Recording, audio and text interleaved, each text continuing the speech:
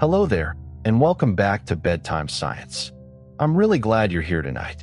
The planet beneath you is 4.54 billion years old. It has survived asteroid impacts, supervolcano eruptions, complete glaciations that buried the equator in ice, mass extinction events that eliminated more than 90% of all species, the collision of continents, the opening and closing of oceans, and the slow drift of its own surface plates across hundreds of millions of years. It has been through ice ages and greenhouse periods. It has been struck so hard by a Mars-sized object that the debris formed the moon. And through all of it, it has continued turning, quietly, at roughly 1,000 miles per hour at the equator, orbiting a medium-sized star in the outer arm of an ordinary galaxy, going about its business. Earth is not a quiet stage beneath human life. It is an active system, heat moving through rock, water moving through air and ocean, carbon moving through stone and forest, continents moving so slowly that no single lifetime can notice them, and yet so persistently that mountains rise and oceans disappear. The more closely it is studied, the less ordinary it becomes. It is small compared with the planets beyond it, and tiny compared with the stars, but in complexity it is astonishing, layered, restless, chemically rich, biologically alive, and old enough to make almost every human timescale feel like a spark. If these quiet science evenings help you rest, consider liking and subscribing. It helps others find their way here. The Earth is not a sphere. It is an oblate spheroid, slightly flattened at the poles and slightly bulged at the equator, because the planet is rotating and the centrifugal effect of that rotation pushes material outward at the equator.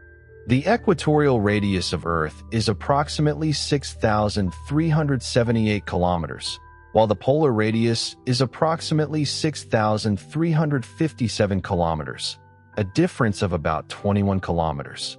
This means the point on Earth's surface furthest from the center is not the summit of Mount Everest, but the summit of Mount Chimborazo in Ecuador, which sits near the equator where the planet's equatorial bulge is greatest.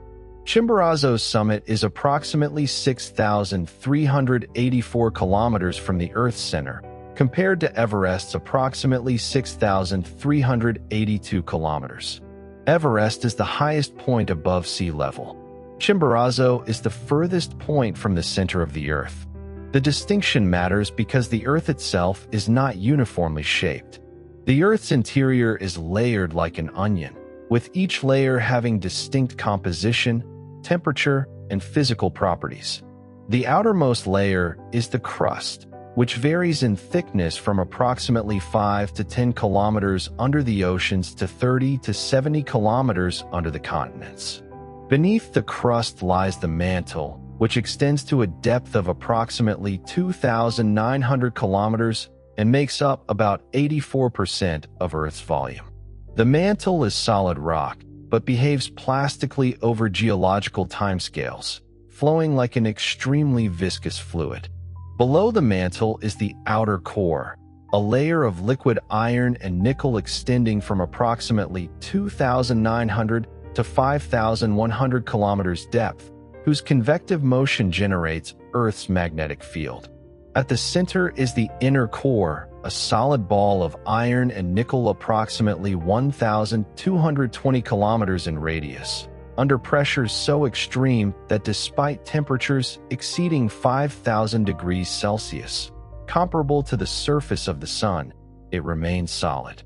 The temperature at the center of the Earth is estimated at approximately 5,100 to 6,000 degrees Celsius. The source of this heat is twofold: residual heat from the accretion of the planet billions of years ago, when the kinetic energy of infalling material was converted to heat, and the ongoing decay of radioactive isotopes, primarily uranium-238, thorium-232, and potassium-40, which releases heat as they decay. The radioactive contribution is approximately half of the total heat output of the Earth. The Earth is, in a meaningful sense, radioactively heated from within. The slow loss of this interior heat drives mantle convection, which in turn drives plate tectonics, which reshapes the surface over millions of years. The geology of the surface is an expression of heat flowing outward from the deep interior. The Earth's magnetic field is generated by the convective motion of liquid iron in the outer core, a process called the geodynamo. The rotation of the Earth aligns the convection cells, producing a magnetic field roughly aligned with the rotation axis, but not perfectly. The magnetic poles drift slowly over time and are currently located some distance from the geographic poles. The magnetic field extends into space as the magnetosphere, deflecting the charged particles of the solar wind and protecting the surface from this radiation. Without the magnetosphere, the solar wind would gradually strip away the atmosphere over geological time, as appears to have happened to Mars. The magnetic field is not static. It has reversed polarity hundreds of times in Earth's history, with the north and south magnetic poles exchanging positions. The last reversal occurred approximately 780,000 years ago. The mechanisms that trigger reversals are not fully understood. The magnetosphere does not form a perfect shell around the planet.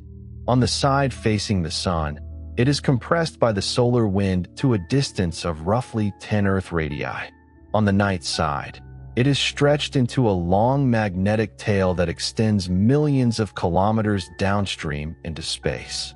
When charged particles from the Sun disturb this system, they can drive geomagnetic storms that induce currents in long conductors at the surface, including power lines and pipelines. The same invisible shield that protects the atmosphere can also, during powerful solar storms, disturb satellites, navigation signals, radio communication, and electrical grids. The Carrington event of 1859, the most intense geomagnetic storm recorded in the modern era, produced auroras visible near the tropics and induced currents strong enough to shock telegraph operators. A similar event today would be a technological emergency. The Earth's magnetic field is therefore not merely a background fact about the planet. It is part of the infrastructure of modern civilization, quietly shielding an electrically dependent world from the star it orbits. The magnetic field also leaves a permanent memory in rocks. When lava erupts and cools, iron-bearing minerals within the rock align with the Earth's magnetic field as they crystallize. Once the rock solidifies, that alignment is locked in. The seafloor on either side of mid-ocean ridges contains symmetrical stripes of alternating magnetic polarity, recording the history of magnetic reversals as new crust formed and moved away from the ridge. This striped magnetic pattern was one of the decisive pieces of evidence for plate tectonics in the 20th century. The ocean floor had, in effect, preserved a barcode of Earth's magnetic history, written not in ink, but in the orientation of microscopic minerals and basalt. Plate tectonics is the organizing principle of Earth's surface geology. The lithosphere, the rigid outer layer of the Earth comprising the crust and the uppermost mantle, is divided into approximately 15 major and several minor tectonic plates that move relative to each other over the underlying, partially molten asthenosphere. The plates move at rates of a few centimeters per year, roughly the rate at which fingernails grow, driven by a combination of the push from new oceanic crust forming at mid-ocean ridges, the pull from old, dense oceanic crust sinking at subduction zones, and the drag of mantle convection.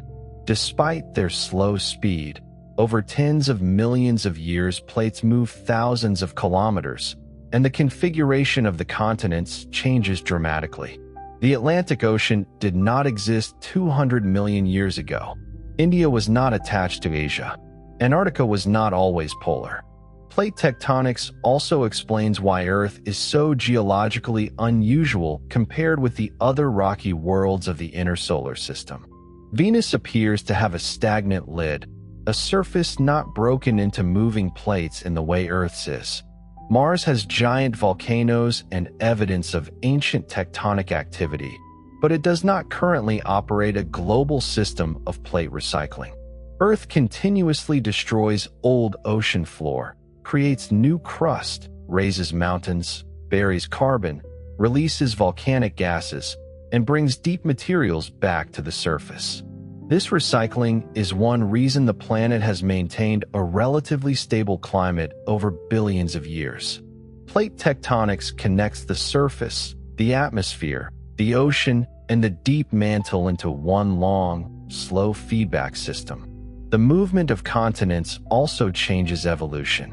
When continents join, land animals and plants that evolved separately can meet, compete, and merge into new ecosystems.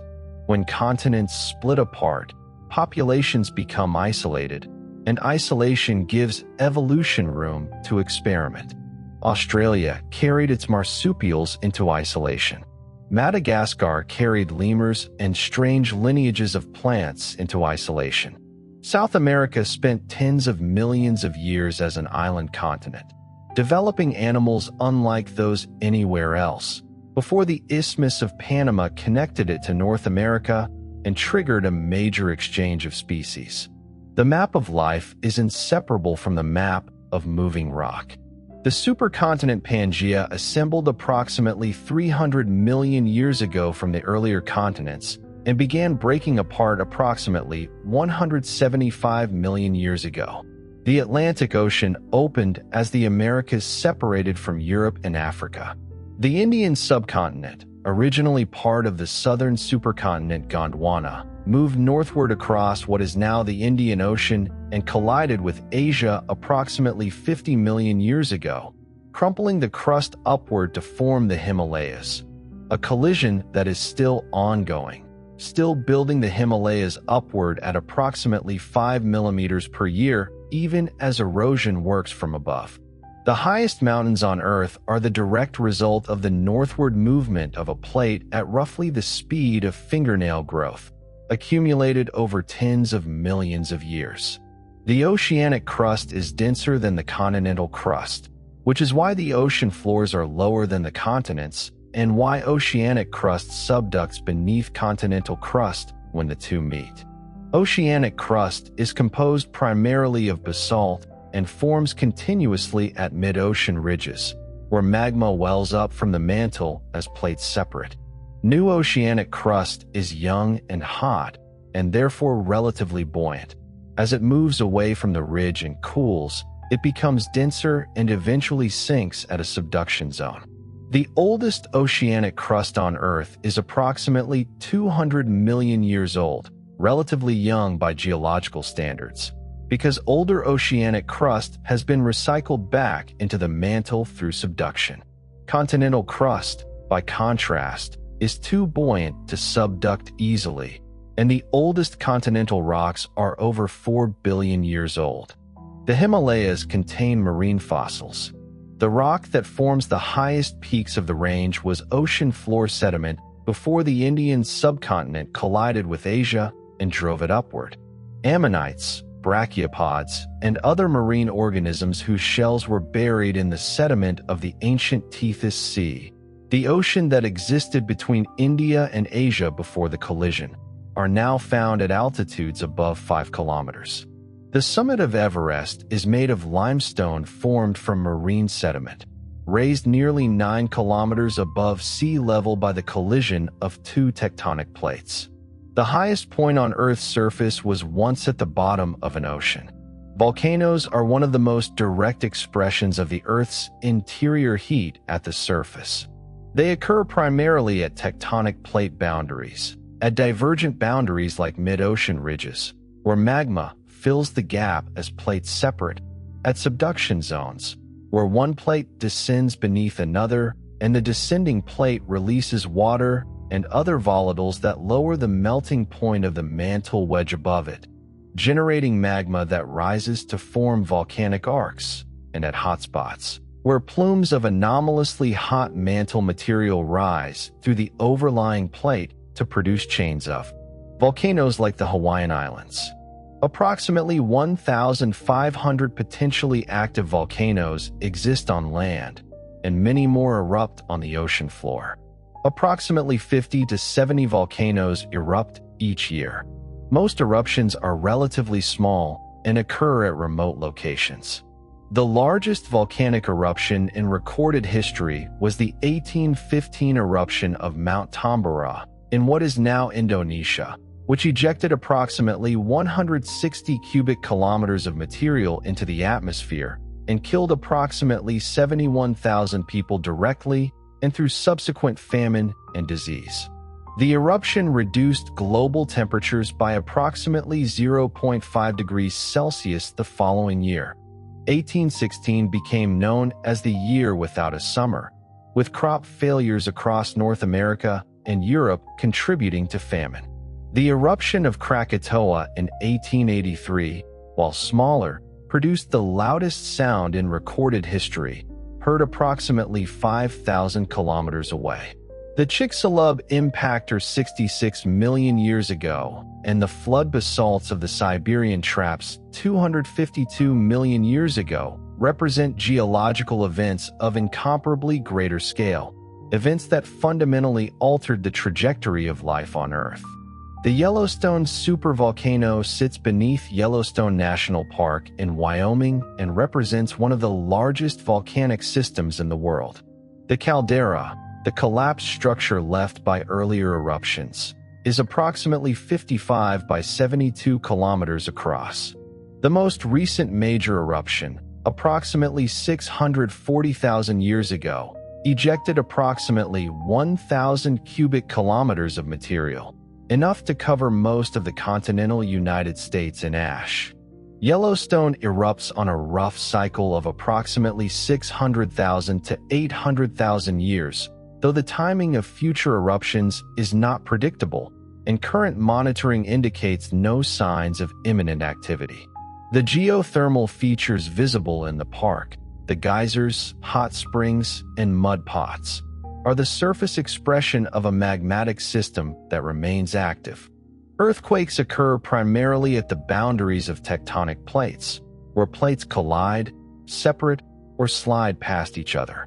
The Richter scale, and its more modern successor, the moment magnitude scale, measure earthquake size on a logarithmic basis.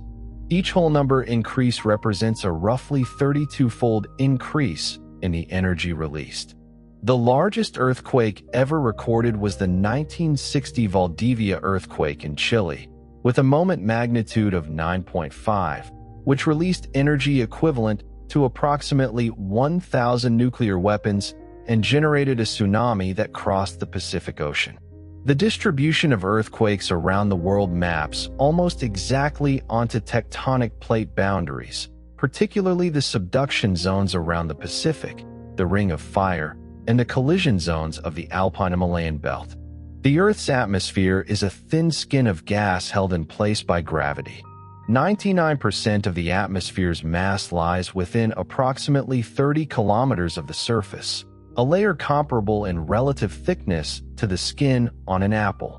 The atmosphere is composed primarily of nitrogen at about 78% and oxygen at about 21%, with argon at approximately 1% and carbon dioxide, water vapor, and trace gases making up the remainder. The atmosphere is divided into layers by temperature profile. The troposphere, where weather occurs and where temperature decreases with altitude, extends to about 12 kilometers. The stratosphere, where temperature increases with altitude due to ozone-absorbing UV radiation, extends to about 50 kilometers. The mesosphere, thermosphere, and exosphere extend further, becoming increasingly rarefied until the atmosphere gradually merges with the interplanetary medium. The pressure of the atmosphere is something human bodies are so accustomed to that it usually goes unnoticed. At sea level, every square meter of surface supports roughly 10 tons of air above it. You do not feel crushed by this weight because the fluids and tissues inside the body push outward with equal pressure. A glass of water, a leaf, a sleeping animal, a stone on the ground, all of them exist under the weight of the atmosphere.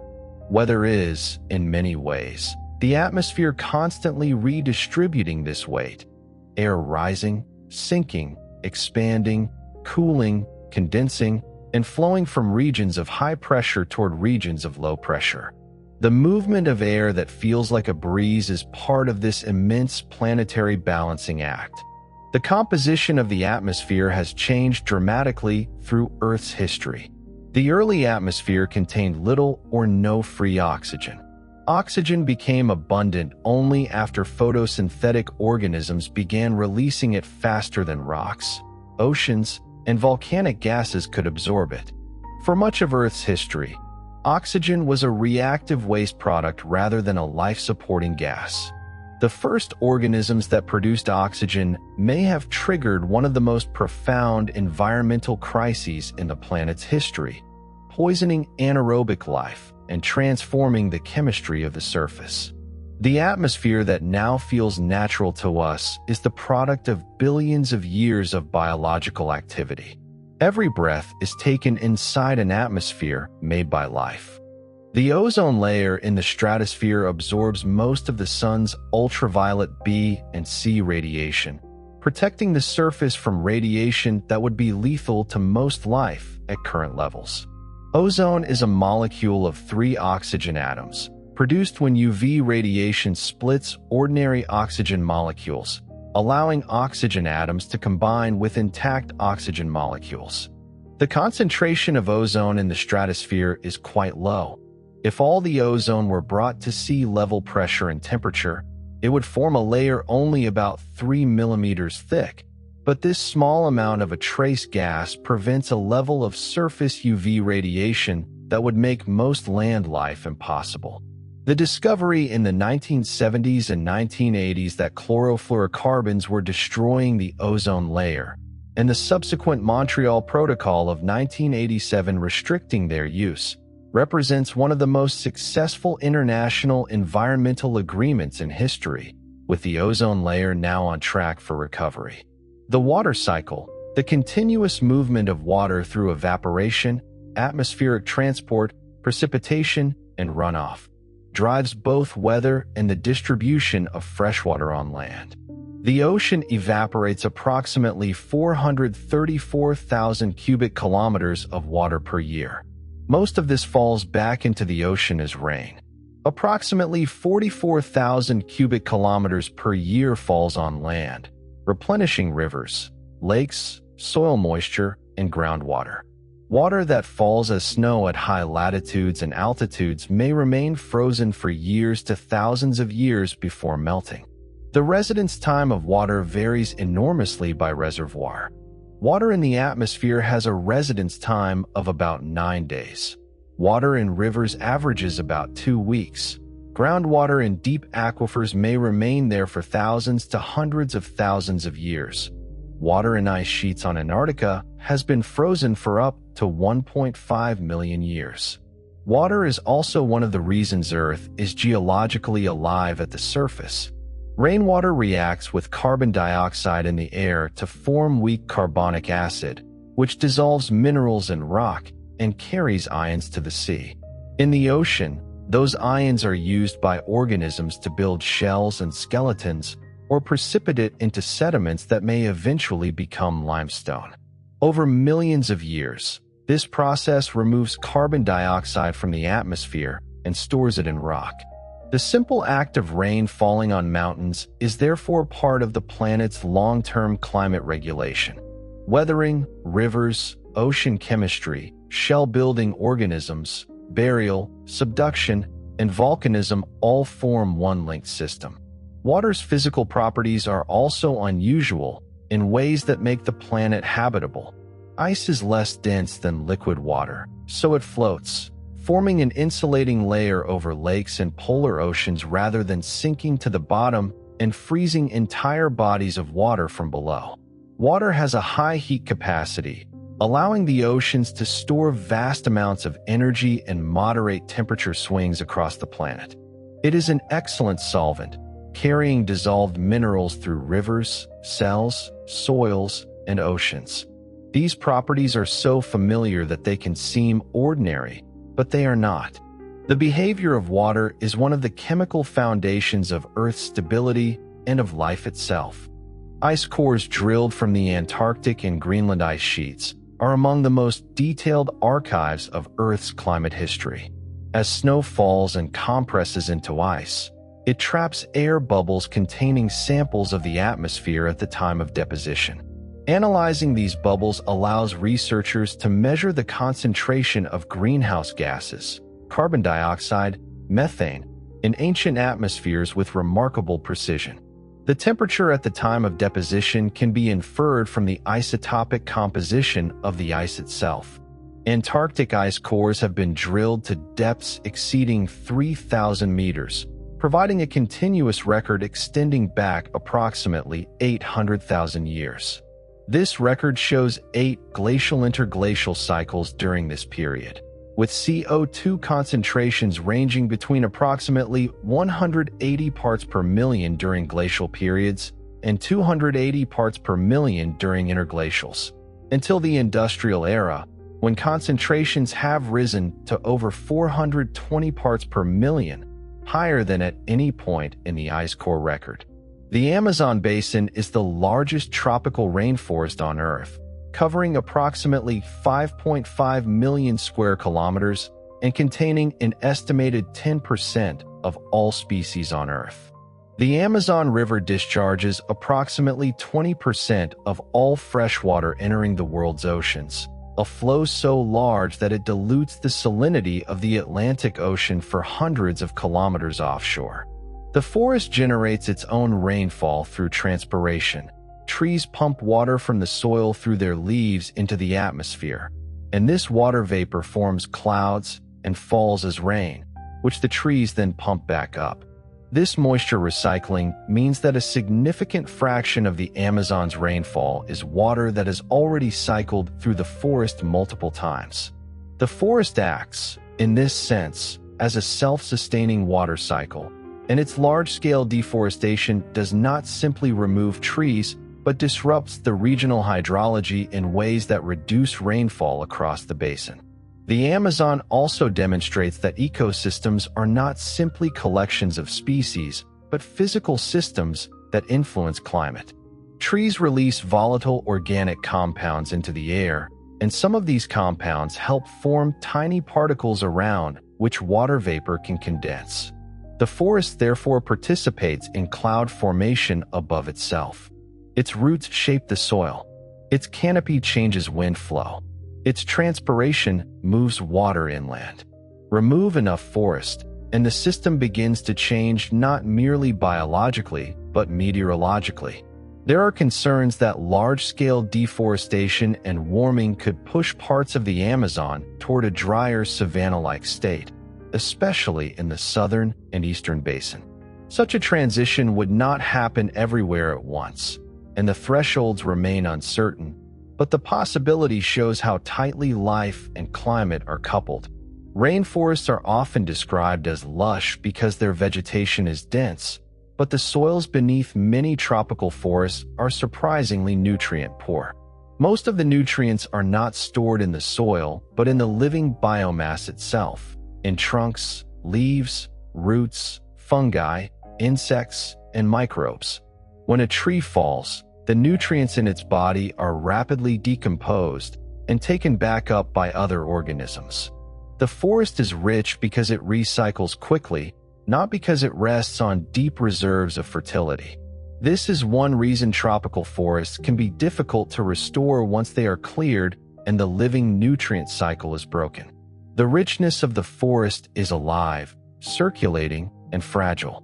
Soil is one of the most complex and least appreciated ecological systems on Earth. A single teaspoon of healthy topsoil contains approximately 1 billion bacteria, several yards of fungal filaments, several thousand protozoa, and hundreds of nematodes, in addition to the visible invertebrates like earthworms and mites. The total biomass of organisms in soil is estimated to exceed that of all animals on the land's surface combined. Soil formation from bare rock is extraordinarily slow. Producing 1 centimeter of topsoil can take 200 to 1,000 years depending on climate and parent material. Soil is not simply a substrate for plant growth, but an active biological community that cycles nutrients, filters water, sequesters carbon, and provides the foundation for terrestrial ecosystems.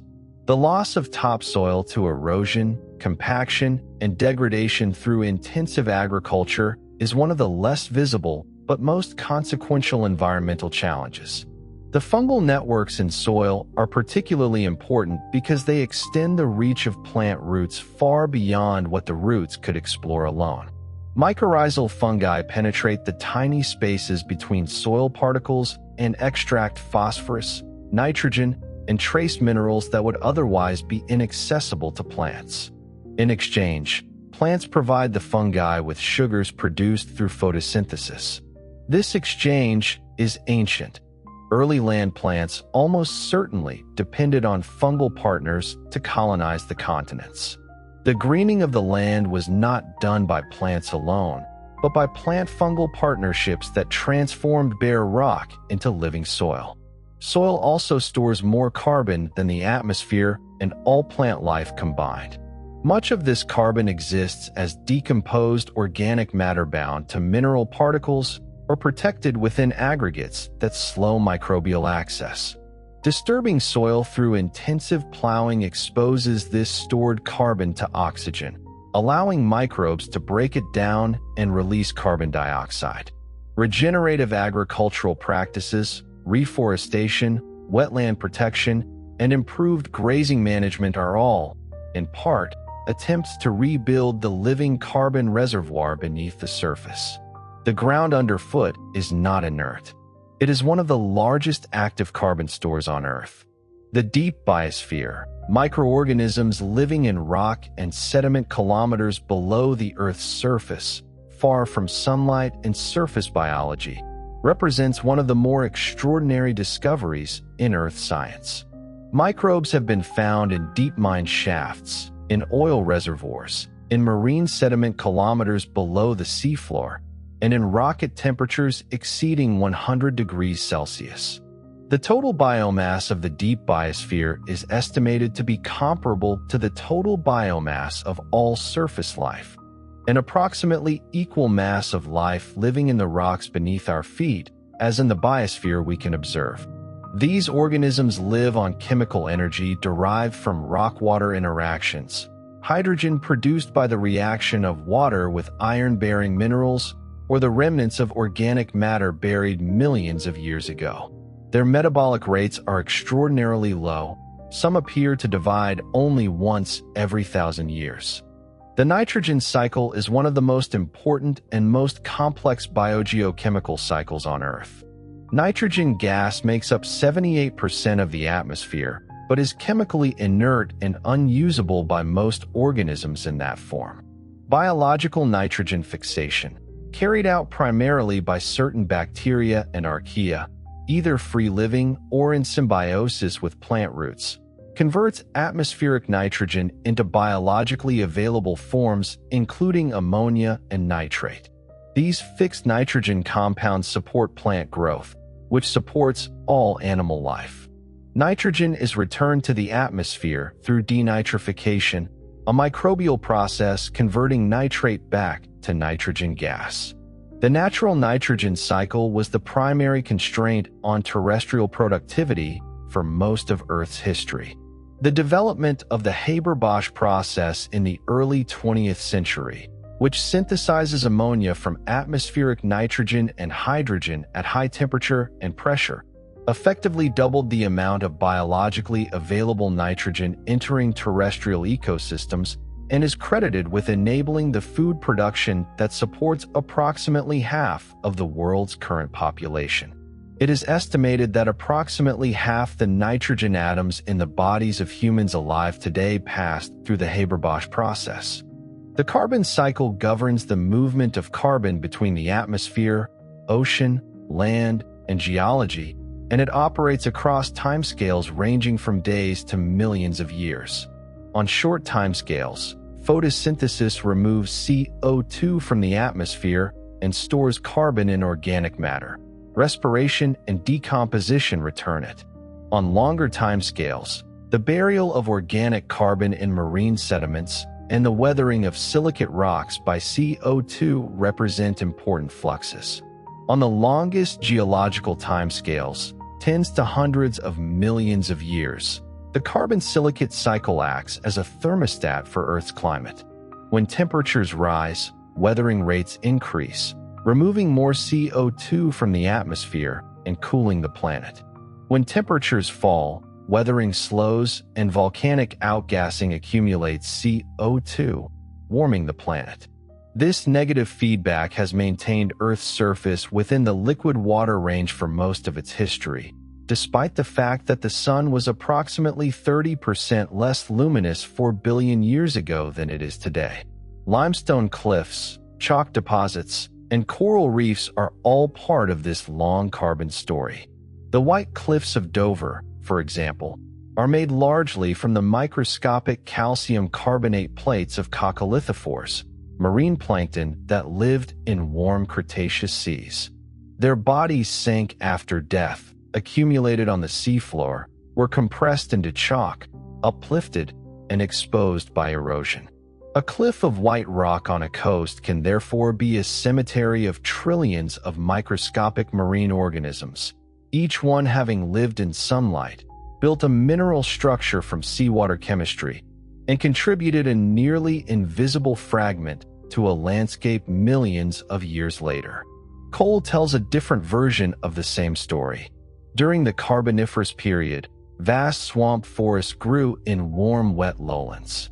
The plants produced huge quantities of woody material rich in lignin. Decomposers capable of efficiently breaking down lignin were not yet as widespread or effective as they would later become, and waterlogged conditions limited oxygen, slowing decay. Plant material accumulated, was buried, heated, compressed, and transformed into coal. The black rock that powered the Industrial Revolution is therefore ancient forest carbon, accumulated in swamps before dinosaurs, mammals, birds, and flowering plants dominated the world. Human industry has been burning deep time. The faint young sun paradox asks how the early Earth could have maintained liquid water on its surface when the young sun was much dimmer than today. A dimmer sun should have produced a frozen Earth. Yet geological and biological evidence indicates that liquid water existed on Earth's surface throughout almost all of its history. Proposed resolutions include higher concentrations of greenhouse gases in the early atmosphere, a different distribution of continents that reduced the reflectivity of the early Earth, greater heat from Earth's own interior, and differences in cloud cover. No single explanation has been definitively confirmed, and the faint young sun paradox remains an active area of research. The Earth's surface is in a constant state of slow transformation through erosion, deposition, and tectonic processes. Mountains are raised by tectonic collision and eroded by wind, water, and ice. Rivers carry eroded material from highlands to the sea, depositing it in deltas and on the ocean floor. The material deposited on the ocean floor is eventually subducted into the mantle and re-emerges through volcanic activity. The carbon and minerals that make up your body have been through this cycle many times, incorporated into living organisms, buried in sediment, released through geological processes, dissolved in rivers, and deposited again over the billions of years of Earth's history. The atoms are old. The arrangements are temporary. The Grand Canyon in Arizona exposes 1.8 billion years of Earth history in the walls of a canyon nearly 450 kilometers long, up to 29 kilometers wide, and more than 1.6 kilometers deep. The Colorado River carved the canyon over approximately 5 to 6 million years, cutting downward as the Colorado Plateau was uplifted by tectonic processes. The layered rock exposed in the canyon walls represents sediments laid down in ancient seas, river deltas, deserts, and tidal flats across an enormous span of geological time.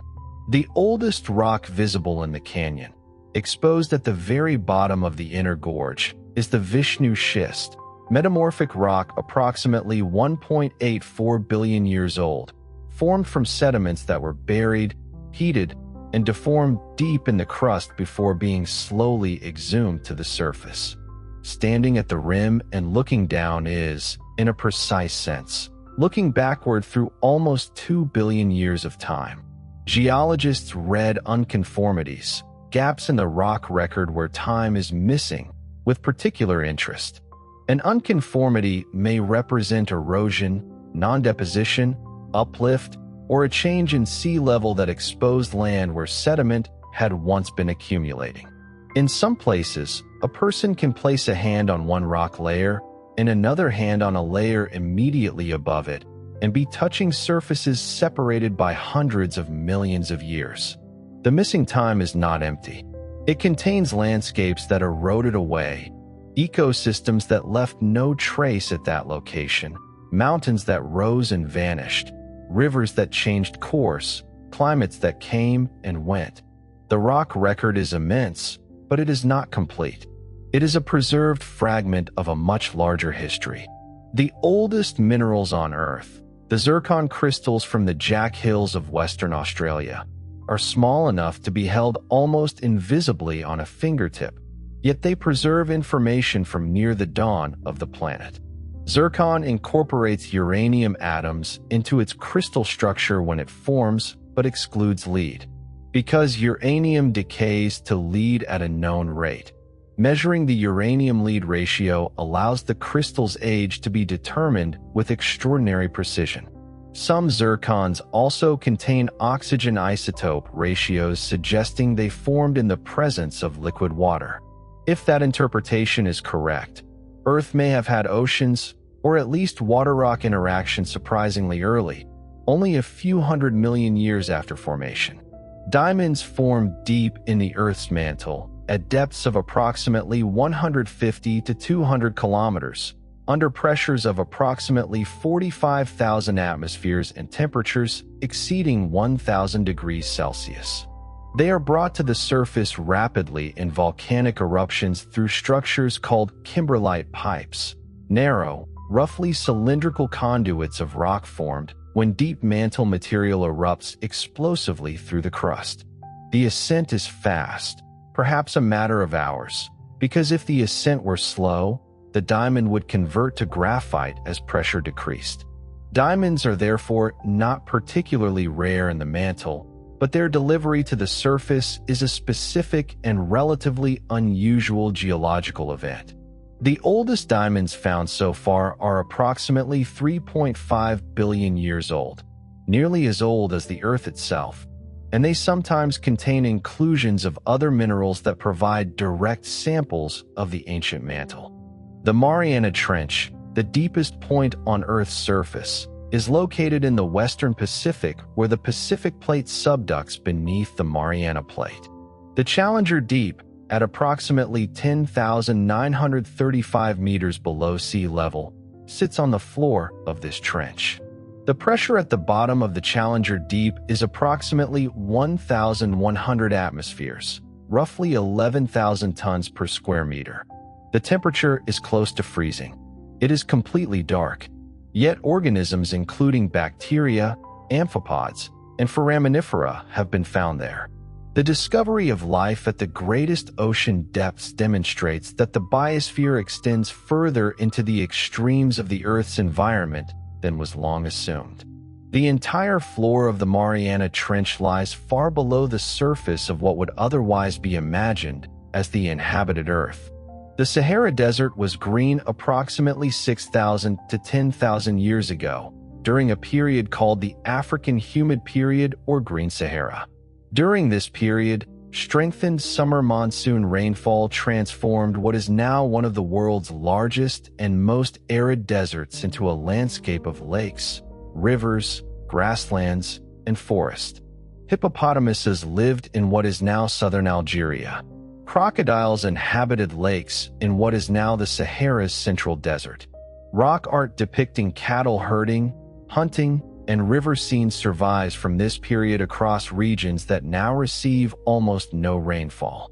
The transition from the Green Sahara back to desert conditions occurred approximately 5,500 years ago, an abrupt change that some researchers have proposed contributed to the development of the Egyptian civilization in the Nile Valley, as populations concentrated along the one reliable water source in an increasingly arid region. The Atacama Desert in northern Chile is the driest non-polar desert on Earth, with some weather stations recording no rainfall for decades. Parts of the Atacama receive an average of 1 millimeter of rain per year. The extreme aridity results from multiple factors. The cold Humboldt Current running along the coast keeps moisture-laden air too cool to rise and produce rain. The Andes Mountains block moisture from the Amazon basin, and the position of the desert beneath a persistent high-pressure system suppresses precipitation. Despite its extreme dryness, the Atacama is not lifeless. Specific microhabitats in the desert support microbial communities adapted to desiccation and UV radiation, and after the rare rainfall events, flowering plants bloom across the desert in displays called the Desierto Florido that attract visitors from around the world. Antarctica is a continent beneath the ice, not simply a frozen ocean. The Antarctic ice sheet, which covers approximately 98% of the continent, is on average approximately 2.3 kilometers thick and contains approximately 26.5 million cubic kilometers of ice, about 70% of all freshwater on Earth. The weight of the ice sheet has depressed the underlying bedrock by hundreds to over 1,000 meters below what it would be without the ice load, a phenomenon called isostatic depression. Were the ice sheet to melt completely, sea level would rise by approximately 58 meters worldwide, transforming the global coastline.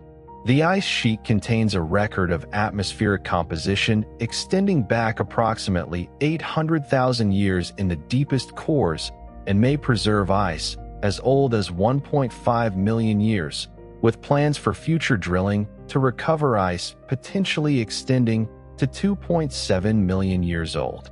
Beneath the Antarctic ice sheet lies a network of subglacial lakes, bodies of liquid water kept from freezing by geothermal heat from below and by the insulating effect of the ice above. The largest, Lake Vostok, is one of the largest lakes in the world by surface area, extending approximately 250 by 50 kilometers at a depth of approximately 3.7 to 4.3 kilometers below the ice surface. It has been isolated from the atmosphere for approximately 15 to 25 million years. In 2012, Russian scientists completed the drilling of an ice core through the entire ice sheet and into the lake water above the liquid surface, recovering ice that had refrozen from lake water. The lake water itself, and any organisms it contains, represents one of the most isolated and most unusual biological environments on Earth. Microbial life has been detected in the refrozen lake ice, suggesting the lake contains a viable microbial community. The Danube and the Rhine rivers in Europe rise within approximately 200 kilometers of each other in southwestern Germany and flow in opposite directions to the sea, the Rhine north to the North Sea and the Danube southeast to the Black Sea. This divide between two great river basins, so close to each other at the source, reflects the local topography of the Black Forest and Swabian albaquatic species on one side of a watershed divide can be completely isolated from ecologically similar species on the other side by a ridge only a few hundred meters high.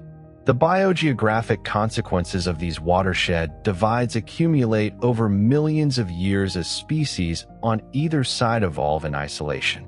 The pattern of which species are found in which rivers across Europe reflects the history of river connections and separations during glacial and interglacial periods over the past 2 million years. The Rhine and Danube example illustrates a broader principle, that the distribution of life on Earth is a record of geography and geological history.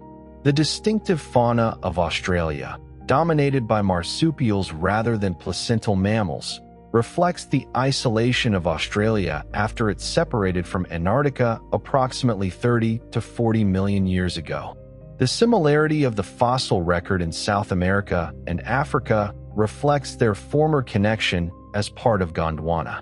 The distribution of freshwater fish in Asian and North American rivers reflects the land connections that existed during periods of lower sea level. Biogeography is, in essence, evolutionary history written in the distribution of organisms across the landscape. Rivers are among the most important physical systems on Earth's surface, carrying water, sediment, nutrients, and organisms from highlands to the sea and shaping landscapes over geological time. The Amazon, the world's largest river by discharge, carries approximately 20% of all the fresh water that enters the ocean globally.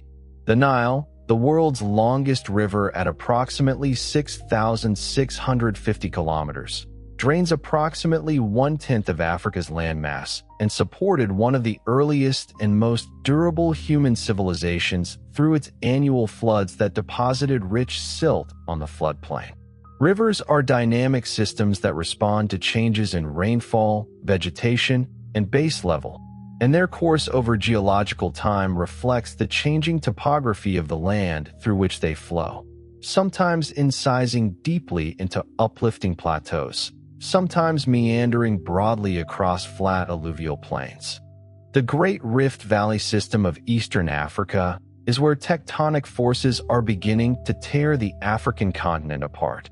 Stretching from the Afar Triangle in the north, where the African, Arabian, and Somali plates meet, and where new ocean floor is forming, southward through Ethiopia, Kenya, Tanzania, Malawi, and Mozambique, the rift system marks the active boundary where the African continent is being stretched and thinned by the diverging plates. The Rift Valley contains some of the world's deepest lakes, including Lake Tanganyika, the world's second deepest lake at approximately 1,470 meters, and is geologically active with volcanoes including Kilimanjaro, Nyiragongo, and Ol Doinyo Langai, the only volcano known to erupt carbonatite lava, an unusual type of lava composed of molten carbonate minerals rather than silicate rock. If the rifting continues on its current trajectory over the next 10 million years, the Horn of Africa may separate from the rest of the continent, and a new ocean may begin to form. The formation of gold, silver, and many other metal deposits in the Earth's crust is intimately connected to hydrothermal processes, the movement of hot water through rock, which dissolves metals from the surrounding rock and redeposits them when conditions change. Gold is deposited from hydrothermal fluids where temperature, pressure, or chemistry changes, along fault zones, around magmatic intrusions, and in veins cutting through older rock. The gold in a ring was concentrated from trace amounts in a vast volume of rock by a geological process that may have occurred hundreds of millions of years ago. Similarly, the copper in electrical wiring, the iron in steel, the zinc in galvanizing. These metals were concentrated from their diffuse distribution in ordinary rock by specific geological processes whose products we call or deposits. Our industrial civilization runs on the products of geological processes that concentrated specific elements to commercially extractable grades. The Earth's hydrosphere, all the water on, in, and above the Earth, contains approximately 1.386 billion cubic kilometers of water. Of this, approximately 97% is salt water in the oceans. Approximately 2.5% is freshwater, and of that freshwater, approximately 69% is locked in ice caps and glaciers. Approximately 30% of freshwater is groundwater. Only about 0.3% of Earth's freshwater, a tiny fraction of the total water, is accessible in rivers and lakes at the surface. The freshwater resources that human civilization depends on for agriculture, drinking, and industry are an extraordinarily small fraction of the total water on Earth, and their distribution is highly uneven, concentrated in a few large river basins, aquifers, and lake systems. Cave systems are some of the most extensive and least explored features of Earth's landscapes. The world's longest known cave system is Mammoth Cave in Kentucky, with over 660 kilometers of surveyed passages and almost certainly more unmapped.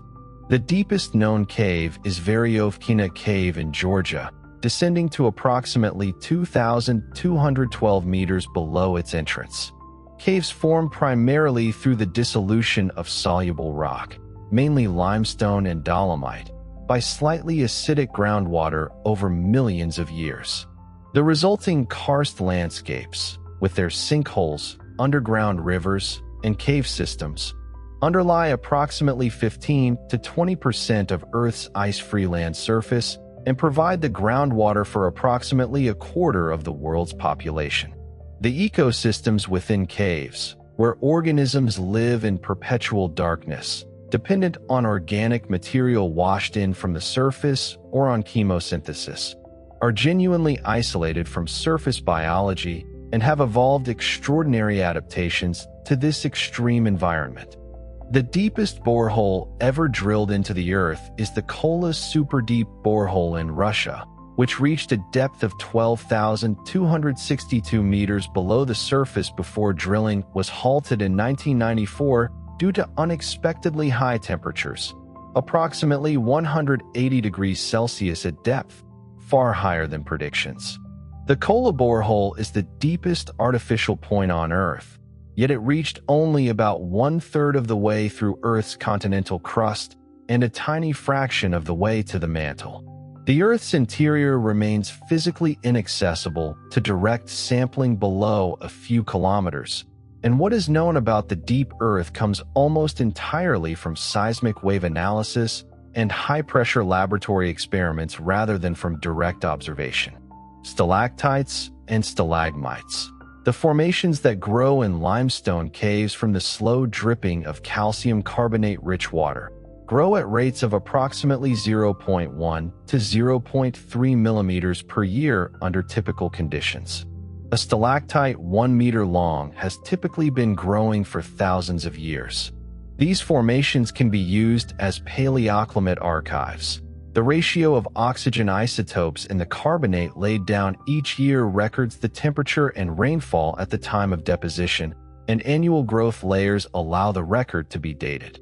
Cave formations called speleothems have provided detailed climate records extending back hundreds of thousands of years from locations around the world, filling gaps in the climate record where ice cores and other archives are unavailable. Lightning strikes the Earth approximately 100 times per second, roughly 8 million times per day, and approximately 3 billion times per year. Each lightning bolt typically carries a current of about 30,000 amperes and lasts for approximately 30 microseconds. The temperature inside a lightning channel is approximately 30,000 Kelvin. About 5 times the surface temperature of the sun. Lightning plays an important geochemical role. It produces nitric oxide through the fixation of atmospheric nitrogen at high temperatures, which is deposited in rain and contributes to the nitrogen available to plants. Before the development of industrial nitrogen fixation, lightning was one of the primary mechanisms by which atmospheric nitrogen was converted to biologically available forms. Each lightning bolt is also converting nitrogen gas into a form that can eventually be used by living things. The jet stream, a fast-flowing band of air in the upper troposphere and lower stratosphere, typically at altitudes of about 10 kilometers, influences weather patterns across the middle latitudes of both hemispheres. The polar jet streams flow roughly from west to east at speeds of typically 100 to 300 kilometers per hour, though they meander in large waves called Rossby waves that determine where storms develop, where they track, and where heat and cold air masses are advected poleward or equatorward. The jet stream is powered by the temperature difference between the warm tropics and the cold poles, and there is evidence that as the Arctic warms faster than the tropics due to climate change, a phenomenon called Arctic amplification, the temperature gradient is decreasing potentially causing the jet stream to meander more widely and more persistently, contributing to more prolonged extreme weather events in middle latitudes. The aurora borealis and aurora australis are produced when charged particles from the solar wind enter the Earth's magnetosphere and are funneled toward the polar regions along magnetic field lines, where they collide with molecules in the upper atmosphere at altitudes of about 100 to 300 kilometers. The collisions excite the atmospheric molecules, which then emit light as they return to their ground state. The characteristic green color comes from oxygen at lower altitudes, red from oxygen at higher altitudes, blue and purple from nitrogen. Auroral activity is greatest around solar maximum, when the sun's activity cycle peaks, and after coronal mass ejections, in which the sun releases large clouds of plasma that interact with the magnetosphere. The auroras can be visible as far south as the northern United States and Central Europe during major geomagnetic storms. The Earth tilts on its axis by approximately 23.5 degrees relative to its orbital plane around the Sun, and this tilt is responsible for the seasons. When the northern hemisphere is tilted toward the Sun, it receives more direct solar radiation and experiences summer. When it is tilted away, it receives less direct radiation and experiences winter. The tilt also means that at high latitudes, summer days can be extremely long. Above the Arctic Circle, the sun does not set for days to months, while winter days can be extremely short or absent. The tilt is not fixed. It varies between approximately 22.1 and 24.5 degrees over a cycle of approximately 41,000 years, driven by the gravitational influence of other planets. These changes in tilt, combined with changes in the eccentricity of Earth's orbit and the precession of the equinoxes, produce the Milankovitch cycles that pace the ice ages. The precession of Earth's rotation axis, the slow wobble of the axis similar to the wobble of a slowing spinning top, completes a full cycle in approximately 26,000 years. This means that which star is directly above the North Pole changes over this cycle. Currently, Polaris, the North Star, sits nearly directly above the North Pole.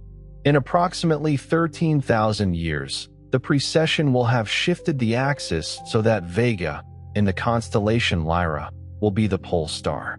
In ancient Egypt, the star Thuban, in the constellation Draco, served as the pole star. The shafts in the Great Pyramid of Giza are oriented toward where Thuban and other stars were positioned approximately 4,500 years ago, reflecting the astronomical knowledge of the builders. The sky visible from any given latitude is gradually changing over thousands of years because of this slow precession. Glaciers are rivers of ice, moving under their own weight through a combination of internal deformation and sliding at the base.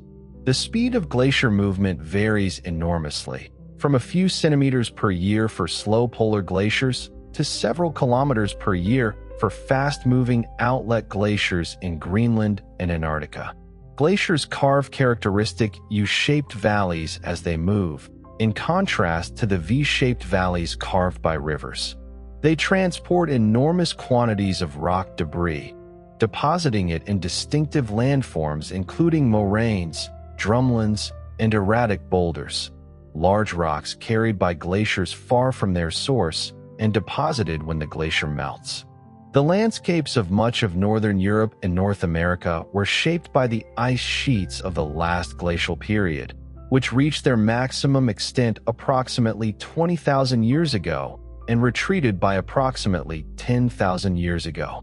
The Tibetan Plateau is the highest and largest plateau on Earth, covering approximately 2.5 million square kilometers at an average elevation of over 4,500 meters above sea level. It was pushed to its current elevation by the collision of the Indian and Eurasian plates over the past 50 million years and continues to rise. The plateau has a profound influence on Asian climate. It heats strongly in summer, drawing in moist air from the Indian Ocean in the Asian monsoon that brings rainfall to much of South and Southeast Asia. The plateau also acts as a barrier to air masses, creating sharp climate contrasts between the wet south-facing slopes and the arid landscapes of Central Asia to the north and west.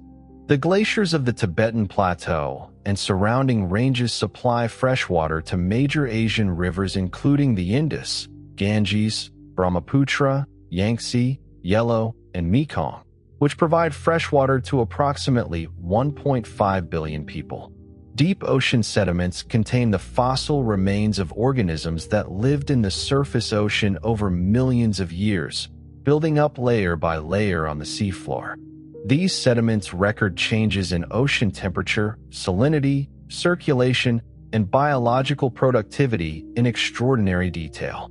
The oxygen isotope composition of microscopic shells of foraminifera, single-celled organisms that lived at the surface and sank to the floor when they died, varies with both the temperature of the water in which they grew and the volume of ice locked in polar ice sheets. By analyzing these isotopic ratios down through the sediment column, scientists can reconstruct a continuous record of glacial-interglacial cycles extending back millions of years. The deep-sea sediment record is the primary evidence for the regularity and timing of ice ages over the past several million years. The Earth's biodiversity is estimated at between 8 and 10 million eukaryotic species, of which approximately 1.5 million have been formally described and named. The majority of undescribed species are thought to be insects, other invertebrates, fungi, and microorganisms in highly diverse ecosystems, including tropical rainforests, deep-sea habitats, and soil.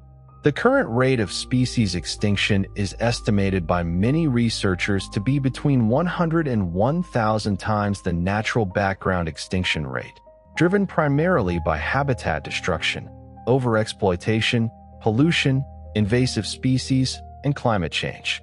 This rate of extinction, if it continues, represents a mass extinction event of comparable magnitude to the 5 previous mass extinctions recorded in the fossil record, each of which eliminated a significant fraction of all species and required millions of years of evolutionary recovery. Biodiversity is not distributed evenly. Tropical regions contain far more species than temperate or polar regions, a pattern known as the latitudinal diversity gradient. The reasons are still debated, but several factors appear to contribute. The tropics have had more stable climates over geological time, allowing lineages to persist and diversify. They receive more solar energy, supporting greater productivity, and the complexity of tropical habitats creates more ecological niches. Coral reefs, tropical rainforests, and tropical soils are all examples of environments where biological diversity accumulates in extraordinary density. The difference is not just in the number of species, but in the number of interactions among them: pollination, predation, parasitism, competition, symbiosis. High-diversity ecosystems are networks of relationships as much as collections of organisms. Extinction removes more than a species name from a list. It removes a set of relationships, a pollinator and the flower it visits, a predator and the prey that shaped its behavior, a seed disperser and the trees whose range it helped maintain, a parasite and the host it evolved with, a sound from a forest, a movement from a reef, a function from an ecosystem. Some functions can be replaced by other species. Others cannot. This is why conservation biology is not only concerned with preserving beautiful animals or rare plants, but with preserving the relationships and processes that make ecosystems work. Fungi constitute one of the most ecologically important and least appreciated kingdoms of life.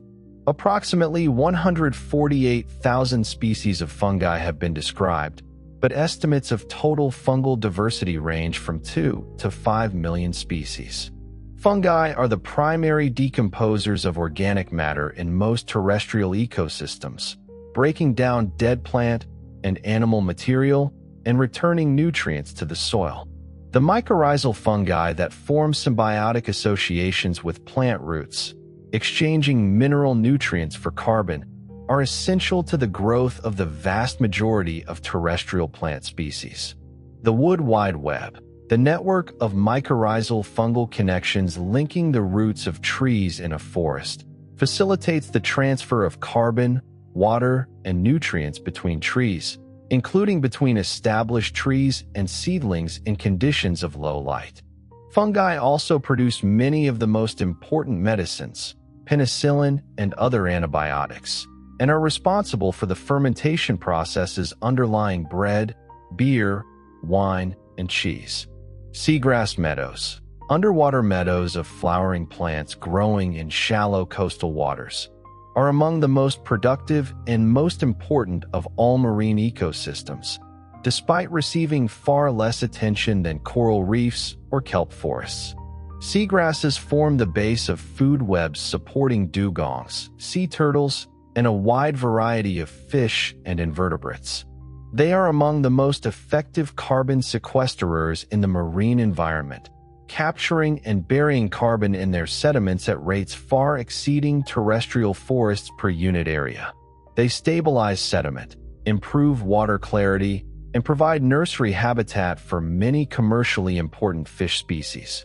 Despite their importance, seagrass meadows have declined by approximately 30% globally since 1980, primarily due to coastal development, nutrient pollution, and physical disturbance. The symbiosis between flowering plants and their pollinators is one of the most consequential ecological relationships in Earth's history. Approximately 87% of the world's flowering plant species depend on animal pollination, primarily by insects. The coevolution of flowers and their pollinators, the matching of flower color, shape, scent, and nectar with the sensory systems and nutritional needs of specific pollinators, has produced extraordinary diversity and specificity. Some orchids mimic female insects to attract male insects who attempt to mate with the flower and transfer pollen in the process. Some flowers are structured so that only a single specific bee species can reach the nectar, ensuring that the pollen is transferred only to plants of the same species. The diversity of flowering plants and the diversity of insects are inextricably linked, each shaped by the other over 130 million years of coevolution. Birds navigate using a remarkable array of sensory systems. The Earth's magnetic field, the position of the sun using an internal clock, the pattern of stars at night, polarized light, infrasound and barometric pressure, olfactory cues, and familiar landmarks are all used by different species in different conditions. Some migratory birds achieve extraordinary precision. The bar-tailed godwit flies from Alaska to New Zealand non-stop, covering approximately 11,000 kilometers over 8 to 9 days without feeding, using stored fat as fuel and navigating over open ocean by means that are not fully characterized. The Arctic tern makes the longest migration of any animal, approximately 70,000 to 90,000 kilometers round trip between Arctic breeding grounds and Antarctic feeding grounds, experiencing more daylight each year than any other animal on Earth. Trees are among the oldest living organisms. The oldest known living tree is Methuselah, a Great Basin bristlecone pine in California estimated at approximately 4,855 years old. It was already old when the Egyptian Old Kingdom was at its height. The oldest clonal organism, a stand of quaking aspen in Utah called Pando, in which all the trees are genetically identical shoots from a single root system, is estimated to be approximately 80,000 years old, making it one of the oldest and heaviest known organisms on Earth, with an estimated mass of approximately 6,000 tons.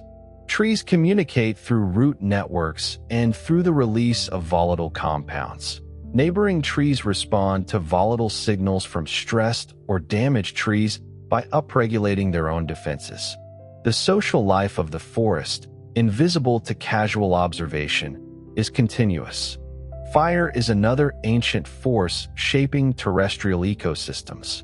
Lightning ignites dry vegetation. Plants burn, nutrients are released, seeds germinate in the ash. Many ecosystems are fire-adapted rather than merely fire-tolerant. Some pine cones open only after exposure to heat. Some grasses regrow rapidly after fire from protected roots. Australian eucalyptus forests contain oils that burn readily, and many species recover quickly after intense fires. Fire can maintain open grasslands, prevent forests from closing over certain habitats, recycle nutrients, and create mosaics of different vegetation ages across a landscape. Suppressing all fire in fire-adapted ecosystems can allow fuel to accumulate, leading eventually to more severe fires. Like water and wind, fire is not only a destructive force, but a planetary process with an ecological role. The oxygen in the atmosphere makes large fire possible. Before atmospheric oxygen rose to sufficient levels, fire could not burn across landscapes as it does today. Charcoal in the fossil record appears once land plants and atmospheric oxygen created the conditions for combustion. Fire is therefore a biological and atmospheric phenomenon as much as a physical one. It requires fuel built by photosynthesis, oxygen made by photosynthesis, and an ignition source. A wildfire is sunlight, stored in plant tissue, rapidly released back into heat and motion. The speed of sound in air at sea level and room temperature is approximately 343 meters per second. Sound travels faster in liquids than in gases, approximately 1,480 meters per second in seawater, and faster still in solids. The speed of sound in iron is approximately 5,130 meters per second. This difference in sound speed is why seismic P waves, which are compressional waves traveling through the Earth's interior, travel at different speeds through different layers of the Earth and are used by seismologists to image the Earth's interior structure. The abrupt change in P wave speed at the core mantle boundary, from approximately 13.7 kilometers per second in the lower mantle to 8.0 kilometers per second in the outer core, is the most dramatic seismic discontinuity in the Earth and marks the boundary between solid silicate rock and liquid iron alloy. Ocean gyres, large systems of circulating ocean currents driven by wind and the Coriolis effect, dominate the circulation of the surface ocean. The 5 major subtropical gyres rotate clockwise in the northern hemisphere and counterclockwise in the southern hemisphere. Their centers are regions of convergence where surface water piles up and sinks slowly, producing warm, clear, nutrient-poor water. The great ocean garbage patches that have accumulated in the centers of some gyres, notably the North Pacific subtropical gyre, reflect the convergent nature of these circulation systems, which concentrate floating debris from surrounding ocean regions. The currents on the western edges of the subtropical gyres, the Gulf Stream, the Kuroshio, the Brazil Current, are narrow and fast, carrying warm water poleward along continental margins. The return flows on the eastern sides are broad, slow, and cold, with upwelling of cold, deep water near the coast that supports highly productive fisheries. The formation of sedimentary rock formed from the accumulation and lithification of sediment, records the conditions under which the sediment was deposited. The grain size of sand layers records flow velocity. The presence of cross-bedding indicates ripple structures formed by currents or wind. The chemistry of limestone records ocean temperature and chemistry. The presence of specific fossil species indicates the age and environment of deposition with remarkable precision.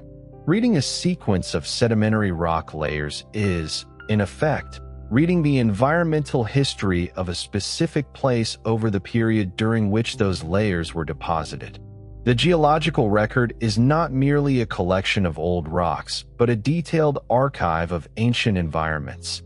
and learning to read it has allowed geologists to reconstruct the history of the Earth's surface with precision that would have seemed impossible to earlier generations.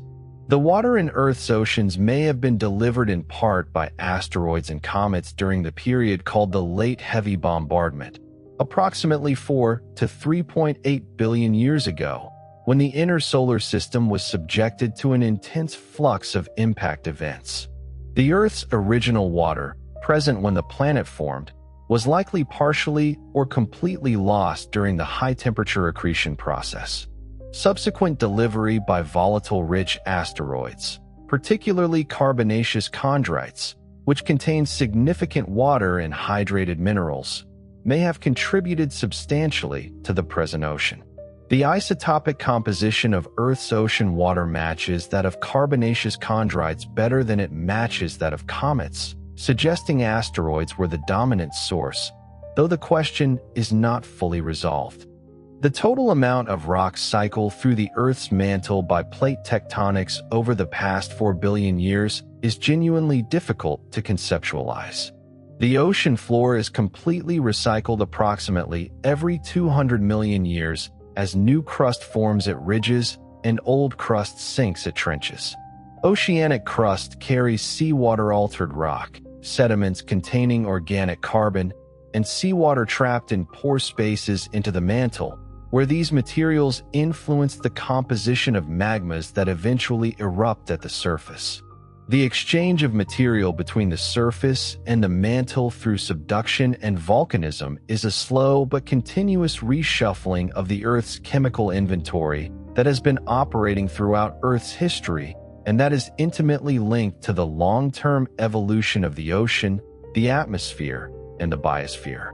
The speed at which erosion removes material from mountain ranges depends on rock type, climate, vegetation, and tectonic uplift rate. But typical erosion rates in active mountain belts are on the order of 1 millimeter per year, similar in magnitude to the uplift rates. This means that mountain ranges can persist for tens of millions of years in a rough dynamic equilibrium between uplift and erosion. When tectonic activity ceases and uplift stops, erosion gradually wears the mountains down. The ancient Appalachians of eastern North America were once as high as the modern Alps or Himalayas, but hundreds of millions of years of erosion without active tectonics have reduced them to their present, much more modest elevations. The landscape we see is always a transient state in a continuous geological process, frozen only on human timescales. Photosynthesis by plants, algae, and cyanobacteria converts solar energy, carbon dioxide, and water into organic matter and oxygen. Approximately half of all photosynthesis on Earth occurs in the ocean, carried out by phytoplankton. The oxygen in the atmosphere was produced almost entirely by photosynthetic organisms over the past 2.7 billion years. The organic matter produced by photosynthesis forms the base of virtually all food webs on Earth. The energy stored in organic molecules during photosynthesis is what powers almost all animal life, directly or through the food chain. The fossil fuels that have powered human industrial civilization, coal, oil, and natural gas, are the compressed, transformed remains of organic matter produced by photosynthesis hundreds of millions of years ago. When we burn fossil fuels, we are releasing carbon that was removed from the atmosphere by ancient photosynthesis over geological timescales. The total amount of carbon locked in fossil fuels, coal, oil, and natural gas, represents hundreds of millions of years of accumulated photosynthetic carbon burial. Burning even a fraction of it over centuries returns carbon to the atmosphere far faster than the natural carbon cycle can remove it. The current rate of CO2 increase in the atmosphere, approximately 2 to 3 parts per million per year, is estimated to be 10 to 100 times faster than any natural CO2 change preserved in the geological record of the past 66 million years. The speed of the change, not just the magnitude, is relevant to the biological consequences. Ecosystems and species can adapt to gradual change over thousands of years that they cannot adapt to over decades.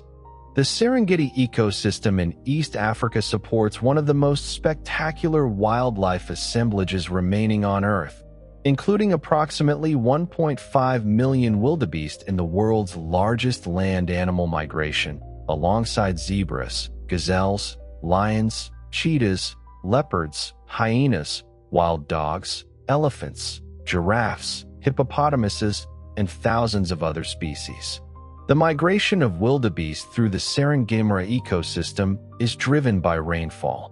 The wildebeest follow the seasonal rains and the new grass they produce, moving in a roughly circular route covering thousands of kilometers each year.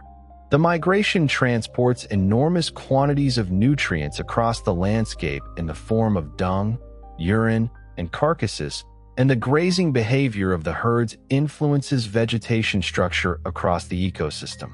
The integrity of the ecosystem depends on the maintenance of the full migration circuit. The Antarctic ozone hole, the seasonal depletion of ozone over Antarctica each spring, was first detected in the 1980s and is caused by the catalytic destruction of ozone by chlorine and bromine atoms derived from chlorofluorocarbons released into the atmosphere by human industrial activity. The chemistry requires the very cold temperatures of the polar stratosphere, where polar stratospheric clouds form and provide surfaces for the reactions to occur. The ozone hole has been monitored continuously since its discovery and has shown recovery since the Montreal Protocol restricted the production of ozone-depleting substances, providing one of the clearest demonstrations that human activities can both damage and, through coordinated international action, help to repair the chemistry of the global atmosphere. The phosphorus cycle lacks the gaseous phase that the nitrogen and carbon cycles have, which makes it particularly sensitive to human alteration. Phosphorus enters ecosystems primarily through the weathering of phosphate-bearing rocks. Once in the ocean, phosphorus is incorporated into biological material, much of which eventually sinks to the seafloor and is buried in sediment. The return of this buried phosphorus to the terrestrial realm requires the geological uplift of marine sediments over millions of years. Human activities have dramatically accelerated the phosphorus cycle by mining phosphate rock for fertilizer and discharging phosphorus-rich wastewater into waterways, causing eutrophication of freshwater and coastal marine ecosystems. The world's economically recoverable phosphate reserves are finite, and concerns about future phosphate availability. Phosphate is essential for food production and has no substitute, represent one of the less publicized but potentially significant long-term resource challenges. Wetlands, marshes, swamps, bogs, fens, and similar transitional ecosystems between terrestrial and aquatic habitats cover approximately 12 million square kilometers globally, about 8% of Earth's land surface. Despite their modest aerial extent, wetlands are among the most productive and biogeochemically important ecosystems on Earth. They store approximately 30% of the world's terrestrial carbon, primarily in peat, the partially decomposed organic matter that accumulates in waterlogged, oxygen-depleted conditions. The carbon stored in peatlands represents tens of thousands of years of accumulated organic matter. Peatland drainage and burning releases this carbon to the atmosphere as CO2 and peatland fire events, which have increased in frequency in recent decades, are significant contributors to atmospheric carbon. Wetlands also provide critical habitat for waterbirds, filter water draining from the land, buffer coastlines from storm surge, and support a distinctive and often highly specialized flora and fauna. The planet has existed for 4.54 billion years. The oldest rocks yet found date to approximately 4.02 billion years, and the oldest individual mineral grains, zircon crystals in the Jack Hills of Western Australia, have been dated to approximately 4.4 billion years, just 150 million years after the Earth formed. The first evidence of life, microbial mats and stromatolites, appears in rocks approximately 3.5 billion years old, and there are tentative geochemical signatures suggesting biological activity as early as 3.7 to 4.1 billion years ago. For the first approximately 3 billion years of life's history on Earth, all life was microbial. Complex multicellular animals appear in the fossil record only approximately 600 million years ago. Vertebrates emerged approximately 520 million years ago. Life moved onto land approximately 470 to 430 million years ago. Mammals appeared approximately 225 million years ago. Our genus Homo appeared approximately 2.5 million years ago. Our species, Homo sapiens, has existed for approximately 300,000 years. The rise of complex life was not inevitable in any obvious sense. For most of Earth's history, life remained microbial, and microbes were not primitive in the sense of being unsuccessful. They were, and remain, extraordinarily capable, transforming the atmosphere, cycling elements, forming symbioses, surviving extremes of temperature, salinity, acidity, pressure, and radiation. Complex animals are late arrivals. The deep continuity of life on Earth belongs mostly to bacteria, archaea, and microbial communities whose activity shaped the planet long before eyes, bones, flowers, birds, or human minds existed.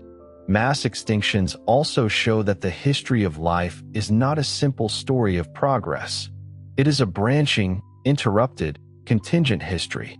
The animals and plants alive now are not the inevitable winners of a planned sequence, but the descendants of lineages that survived particular crises and then diversified into the spaces left behind. Mammals became dominant on land partly because non-avian dinosaurs disappeared. Birds are the living descendants of dinosaurs that did not disappear. Flowering plants transformed ecosystems after appearing relatively late. The biosphere is not a ladder. It is a constantly pruned and regrowing tree. In the context of geological time, all of recorded human history, from the first writing systems to the present, occupies approximately the last 5,000 years. If the Earth's entire history were compressed into a single calendar year, all of recorded human history would fit within the last 20 seconds before midnight on December 31st. The Industrial Revolution, which has so profoundly altered the chemistry of the atmosphere and the ecology of the surface, would occupy approximately the last third of a second.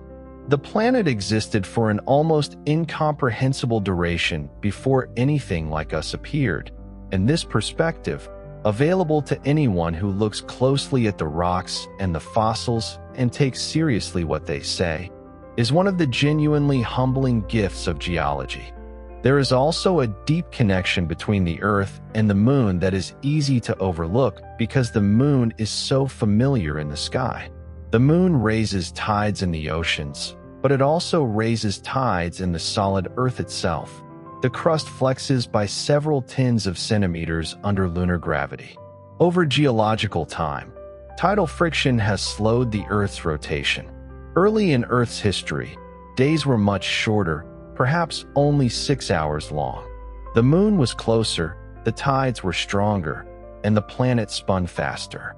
As tidal interactions transferred angular momentum from Earth to the Moon, Earth's rotation slowed, and the Moon moved gradually outward at a current rate of about 3.8 centimeters per year. The length of a day is therefore not fixed. It is part of a slow gravitational exchange between Earth and its companion. The Moon may also help stabilize Earth's axial tilt, reducing chaotic variations that could have produced more extreme climate swings. Without the Moon, Earth's obliquity might vary far more dramatically over long timescales, with consequences for seasonal patterns and climate stability. This does not mean life would be impossible without a large moon, but it does mean the Earth-Moon system is a paired system, and the familiar stability of the seasons may be partly a gift of that ancient impact that created the moon. The planet also has a human layer now. Roads, cities, mines, farms, dams, reservoirs, plastics, concrete, fertilizer, satellites, and atmospheric carbon dioxide have become part of the physical record of the surface.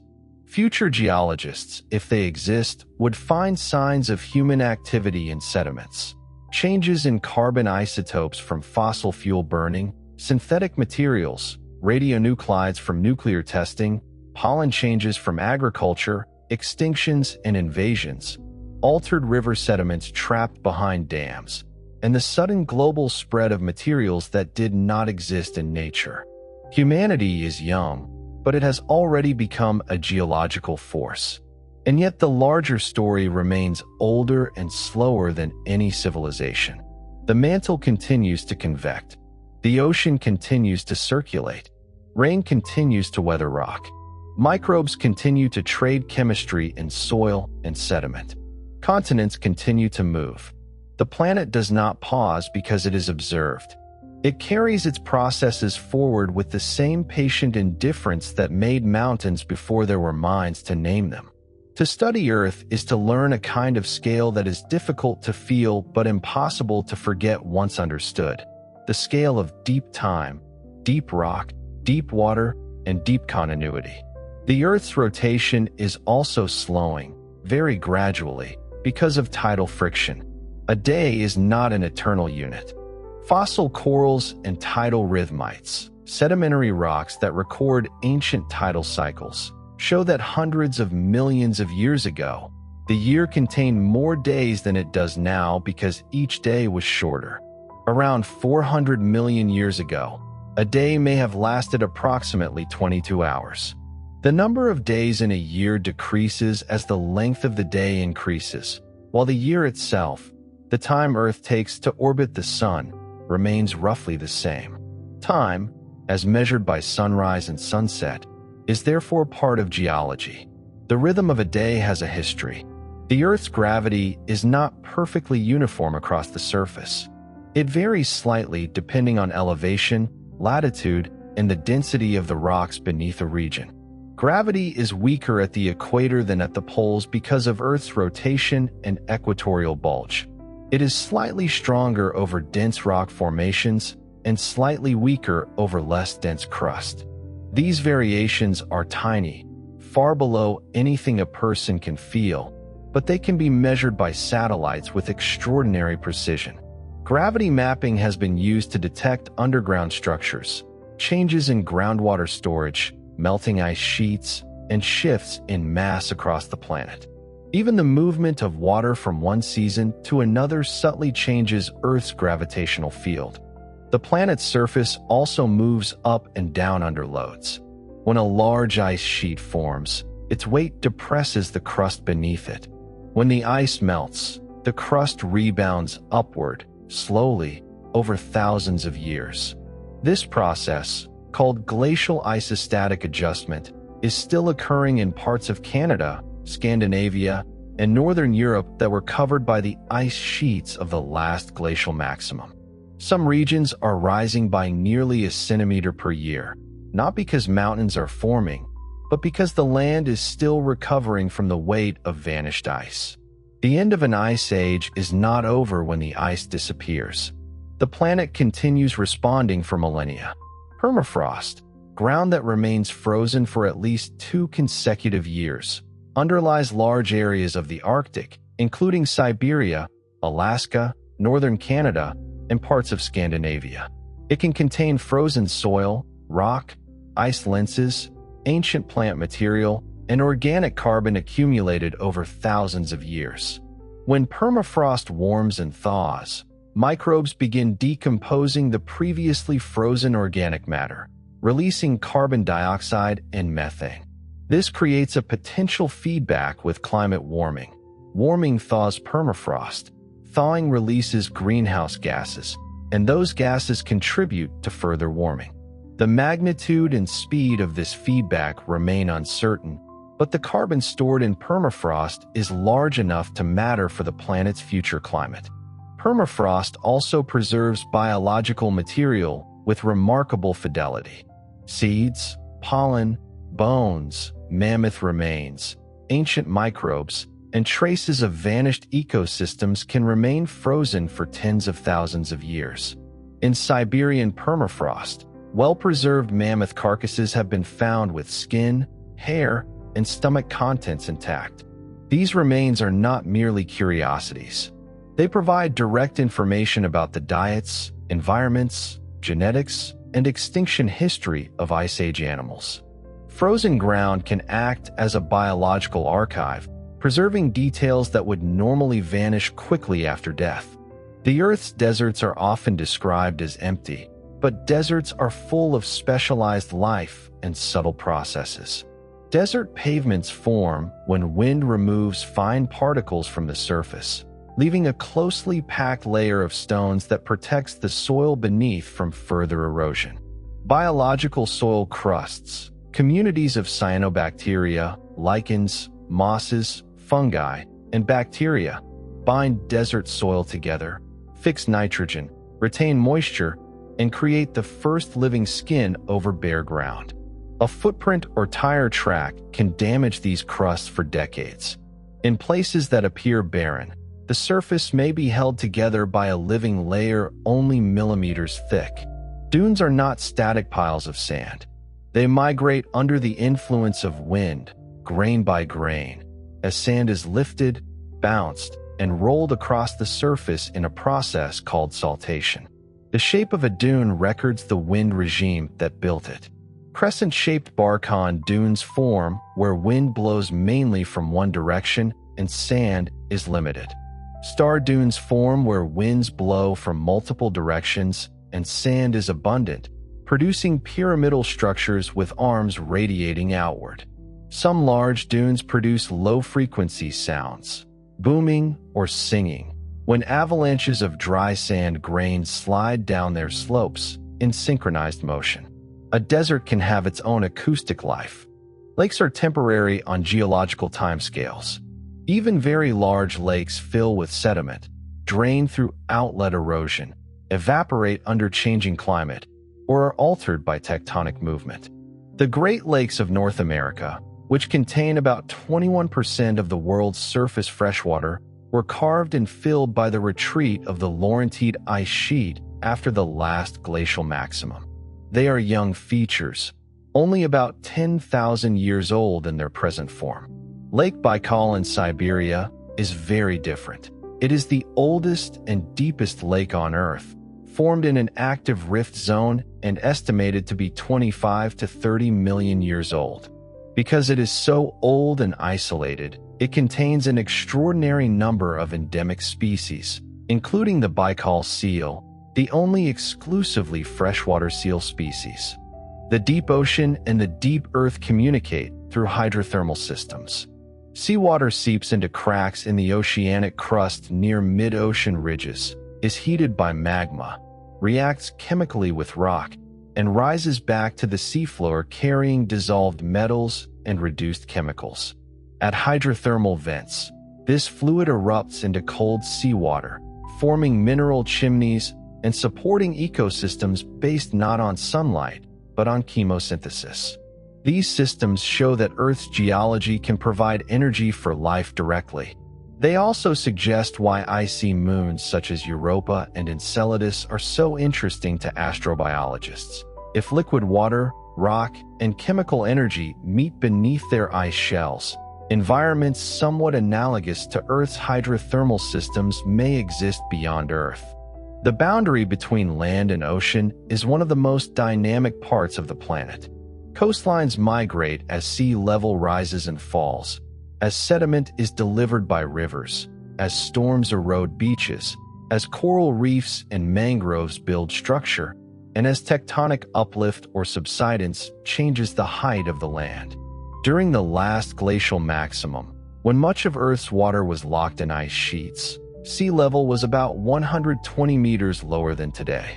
Vast areas of continental shelf were exposed as dry land. The Bering Land Bridge connected Asia and North America. The English Channel was a river valley. Many of the coastlines inhabited by early humans are now underwater, meaning a significant part of human prehistory lies on submerged landscapes that are difficult to study. Earth's climate has never been fixed, but its changes have causes written in physics, chemistry, biology, and orbital mechanics. Greenhouse gases change how efficiently the planet loses heat to space. Ice sheets change the reflectivity of the surface. Continents shift ocean currents and wind patterns. Volcanoes release gases and particles. Plants alter carbon dioxide. The orbit of Earth around the Sun slowly changes the distribution of sunlight across seasons and latitudes. Climate is not a simple thermostat, but a network of interacting feedbacks. The remarkable fact is not that Earth's climate changes. It is that, across billions of years, it has remained within a range that allowed liquid water and life to persist through immense disturbances. The Earth also has rhythms that are too slow for direct human perception, but visible in long records. Ice ages advance and retreat. Monsoons strengthen and weaken. Deserts expand and contract. Ocean currents reorganize. Forests migrate across continents as climates shift. Species ranges move north or south, uphill or downhill. What appears stable during one human life may be part of a long movement. A forest can be advancing. A coastline can be retreating. A river can be abandoning one channel and beginning another. The stillness of landscape is often an illusion created by the shortness of observation. One of the most remarkable things about Earth is that its systems are coupled across scales. A microscopic phytoplankton cell in the ocean can influence cloud formation through chemical emissions. A fungus in soil can influence the growth of a forest. A volcanic eruption can alter global temperature. A change in Arctic sea ice can affect wind patterns far into the middle latitudes. The weathering of mountain rock can draw carbon dioxide from the atmosphere. The burial of tiny marine shells can influence climate millions of years later. Earth is not a collection of separate parts. It is a planetary metabolism of rock, water, air, and life. The planet's chemistry is also shaped by impacts from space. Every day, tons of micrometeorites and cosmic dust fall into the upper atmosphere, most of it burning or settling invisibly through the air and ocean. Large impacts are rare, but small extraterrestrial material is continuous. Some of the iron atoms in soils and sediments, some of the tiny glassy particles found in polar ice, and some of the dust collected from rooftops and deep-sea mud began as fragments of asteroids or comets. Earth is not sealed off from the solar system. It is constantly receiving a faint rain of material from space. The atmosphere protects the surface from most of this incoming material. A meteoroid entering at tens of kilometers per second compresses the air in front of it so intensely that the air heats and glows, producing a meteor. The object itself may fragment, melt, or vaporize before reaching the ground. Only the larger or more durable pieces survive as meteorites. Some meteorites are older than Earth itself, formed in the early solar nebula before the planets assembled. Holding one is therefore holding material older than the planet on which it fell, a direct sample of the raw ingredients from which the solar system was built. The boundary between Earth and space is not sharp. The atmosphere thins gradually until individual atoms can travel long distances without colliding with one another. Satellites in low Earth orbit still encounter faint atmospheric drag, which slowly lowers their orbits unless they are periodically boosted. The International Space Station orbits within the thermosphere, technically inside Earth's extended atmosphere, even though it is far above the breathable air. The idea of leaving Earth is therefore not as simple as crossing a line. It is moving outward through a long fading envelope of gas, magnetic field, radiation belts, and gravitational influence. Gravity itself holds the atmosphere, ocean, and solid planet together, but it also allows escape. Light gases such as hydrogen can reach high enough speeds in the upper atmosphere to escape into space, especially when heated by solar radiation. Over billions of years, this slow atmospheric escape changes planetary atmospheres. Earth has retained a dense atmosphere partly because of its gravity, partly because of its magnetic field, partly because of its distance from the sun, and partly because life and geology continuously recycle gases. The atmosphere is not a permanent possession. It is a maintained condition. The more closely Earth is studied, the more it appears as a set of balances rather than a static object. Too much carbon dioxide, and the planet warms. Too little, and it freezes. Too little oxygen, and complex animals cannot thrive. Too much, and fires become easier to ignite and harder to stop. Too little water, and the continents dry. Too much exposed ocean, and weathering patterns change. Too little geological activity, and nutrients are not recycled. Too much, and the surface becomes unstable. Habitability is not a single property.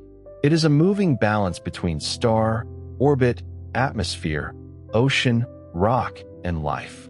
Even the quietest stone has a history longer than any culture.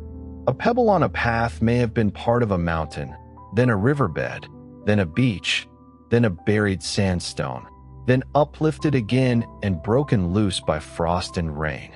It may have crossed climates, oceans, and continents without ever appearing to move from the perspective of a human day.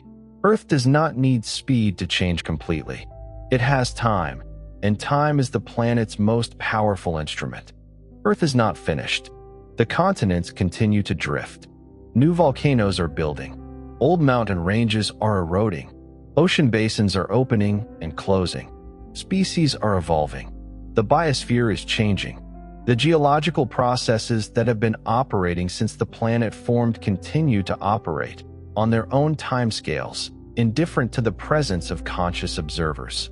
What we are living through, all of human civilization, all of recorded time, is an eye blink in the biography of a world that has been telling its own story for a very long time before we arrive to notice it, and will continue telling it for a very long time after.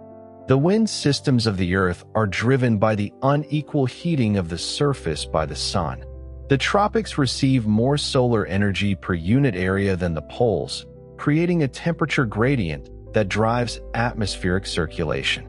In the simplest model, warm air rises at the equator, flows poleward at altitude, cools, sinks at approximately 30 degrees latitude, and flows back toward the equator at the surface as the trade winds.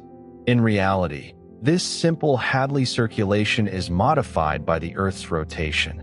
The Coriolis effect deflects moving air to the right in the northern hemisphere and to the left in the southern, and by the distribution of continents and oceans, producing a more complex pattern of circulation cells, jet streams, and monsoons. The trade winds that powered sailing ships across the tropics for centuries, the westerlies that drive weather systems across the middle latitudes, and the polar easterlies near the poles are all expressions of this thermally driven, rotationally modified atmospheric circulation. Monsoons are among the most important seasonal wind systems on Earth, and they arise from the different ways land and ocean heat and cool. Land warms quickly in summer, creating low pressure that draws moist air inland from the ocean. As this air rises over heated land and mountain ranges, it cools and releases rain.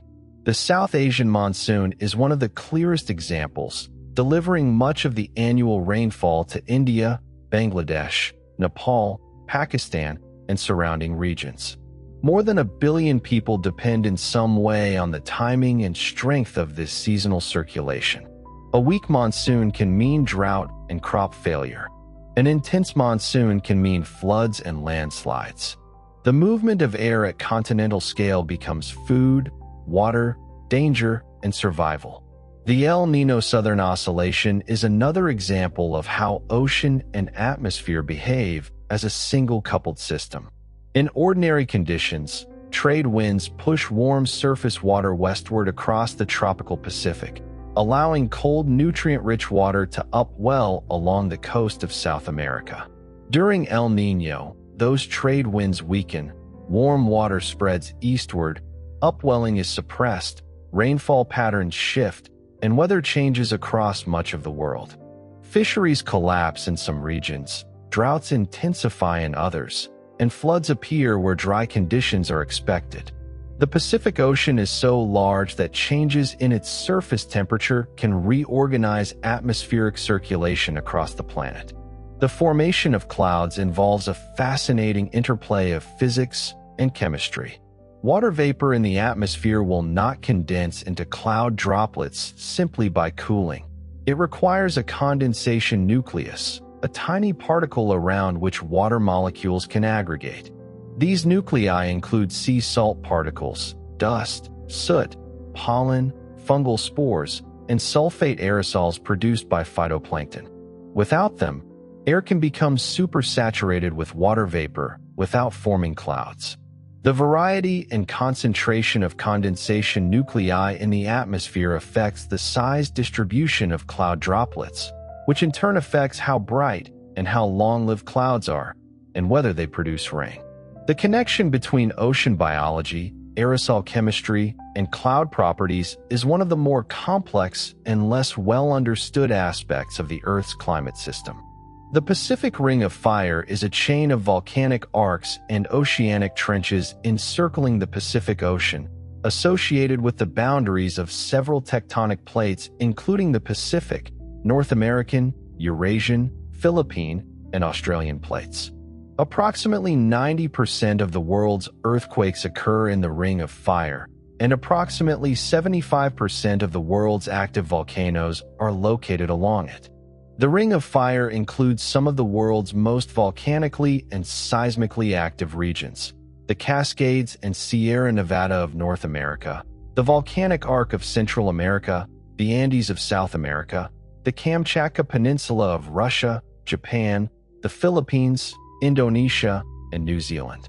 The Ring of Fire is, in geological terms, where the Pacific Ocean floor is gradually being consumed by subduction, and the volcanic arc that forms above the subducting slab is the direct expression of water-bearing ocean floor sediment and crust being driven down into the mantle. The Great Barrier Reef off the northeastern coast of Australia is the world's largest living structure, extending for approximately 2,300 kilometers and covering roughly 344,400 square kilometers. It is composed of approximately 2,900 individual reefs, 900 islands, and countless smaller structures, and supports extraordinary biodiversity, including more than 1,500 species of fish, 4,000 species of mollusk, and 6 of the world's 7 species of sea turtle. The reef has been growing and rebuilding for approximately 500,000 years on older reef foundations. It is large enough to be visible from space. The ecological sensitivity of coral reefs to temperature and ocean acidification makes the Great Barrier Reef one of the most closely monitored ecosystems on Earth and one of the most direct indicators of the effects of climate change on marine biology.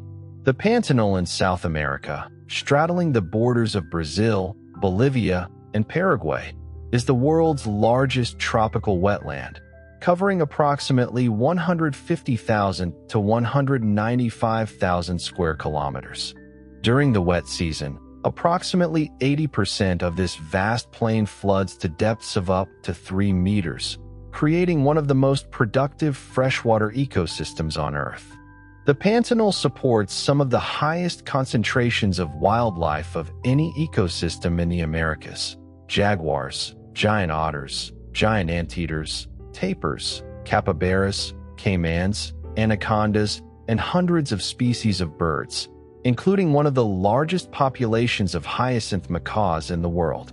The annual flooding cycle drives an ecological pulse that concentrates fish and other aquatic life as waters rise, and exposes rich feeding grounds for wading birds and other species as they fall. The interior of the Sun, the source of the light and heat that sustains all surface life on Earth, operates on nuclear timescales vastly longer than the human timescale. The Sun converts approximately 600 million tons of hydrogen to helium every second through nuclear fusion, with the small difference in mass converted to energy. It has been doing this for approximately 4.6 billion years and has enough hydrogen to continue for roughly another 5 billion years. The energy produced in the Sun's core takes approximately 100,000 years to work its way to the surface through the process of radiative and convective transport, bouncing and scattering among the dense solar plasma. The warmth you have felt on every clear day of your life was produced in the Sun's core long before human beings evolved, working its way outward through the solar interior, then crossing 150 million kilometers of space in 8 minutes to reach the surface of the planet. The Coriolis effect, the apparent deflection of moving objects caused by the rotation of the Earth, influences not only atmospheric circulation and ocean currents, but also the trajectories of artillery shells, missiles, and aircraft over long distances. The Earth's rotation carries the surface eastward beneath a moving object. An object launched northward in the northern hemisphere finds that the ground beneath it has moved eastward while the object continued in a straight line, producing an apparent deflection to the right. The Coriolis effect determines which way large weather systems rotate, counterclockwise for low-pressure systems in the northern hemisphere, clockwise in the southern, but it does not determine which way water drains from a bathtub, which depends on the shape of the basin and the initial momentum of the water rather than on the Earth's rotation at such small scales. Earth's 5 mass extinction events are recorded in the fossil record as abrupt reductions in biodiversity, followed by gradual recovery over millions of years. The most severe was the Permian-Triassic extinction approximately 252 million years ago, which eliminated an estimated 70 to 96% of all marine species and 70% of terrestrial vertebrate species. The cause was likely the Siberian Traps flood basalt volcanism, one of the largest volcanic events in Earth's history, which released vast amounts of CO2, methane, and sulfur dioxide, warming the climate, acidifying the oceans, and depleting oxygen in both the ocean and the atmosphere.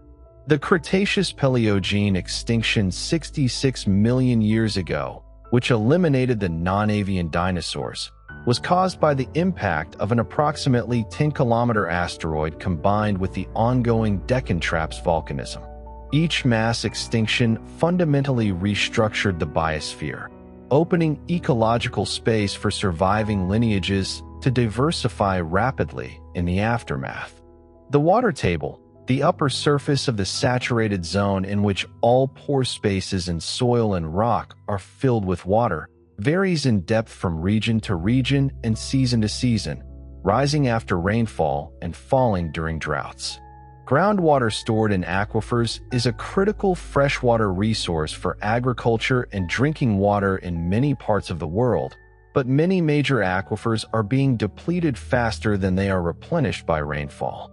The Ogallala Aquifer beneath the Great Plains of the United States supports approximately 30% of all irrigation groundwater in the U.S., and has been estimated to have lost approximately 9% of its total volume since large-scale pumping began in the 1950s.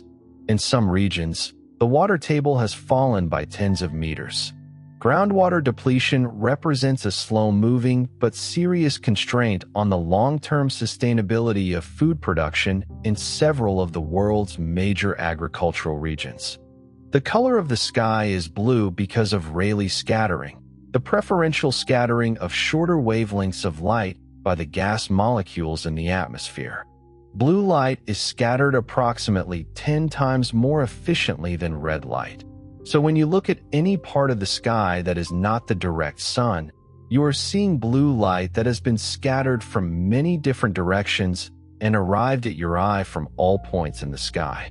At sunset, when sunlight travels through a much greater thickness of atmosphere to reach your eye, the blue light is scattered out before it arrives, leaving the longer red and orange wavelengths that produce the warm colors of the twilight sky. On the moon, where there is no atmosphere, the sky is black even when the sun is above the horizon, and the sun is a sharp, white disk against that black. The blue sky is an atmospheric phenomenon specific to this planet and this atmosphere. The geological timescale, the system by which geologists describe Earth's history, was largely established in the 19th century through careful observation of rock sequences and fossil assemblages across Europe and North America, long before radiometric dating was available to determine absolute ages. Geologists noticed that specific fossil assemblages appeared and disappeared at consistent levels in rock sequences across wide geographical areas, and used these to correlate rock units and divide geological time into periods. The discovery of radiometric dating in the early 20th century allowed these relative periods to be assigned absolute ages with increasing precision. The current geological timescale, refined by ongoing radiometric dating and refined definition of stratigraphic boundaries, allows the history of the Earth to be discussed with a precision of millions of years for ancient events and thousands of years for more recent ones. The first land plants appeared approximately 470 million years ago, probably as small, bryophyte-like organisms similar to modern mosses and liverworts, colonizing moist environments near water.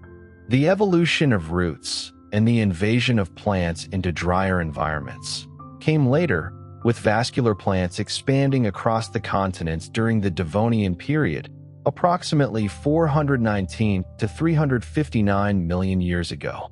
The evolution of forests dramatically changed Earth's carbon cycle, atmospheric chemistry, and landscape.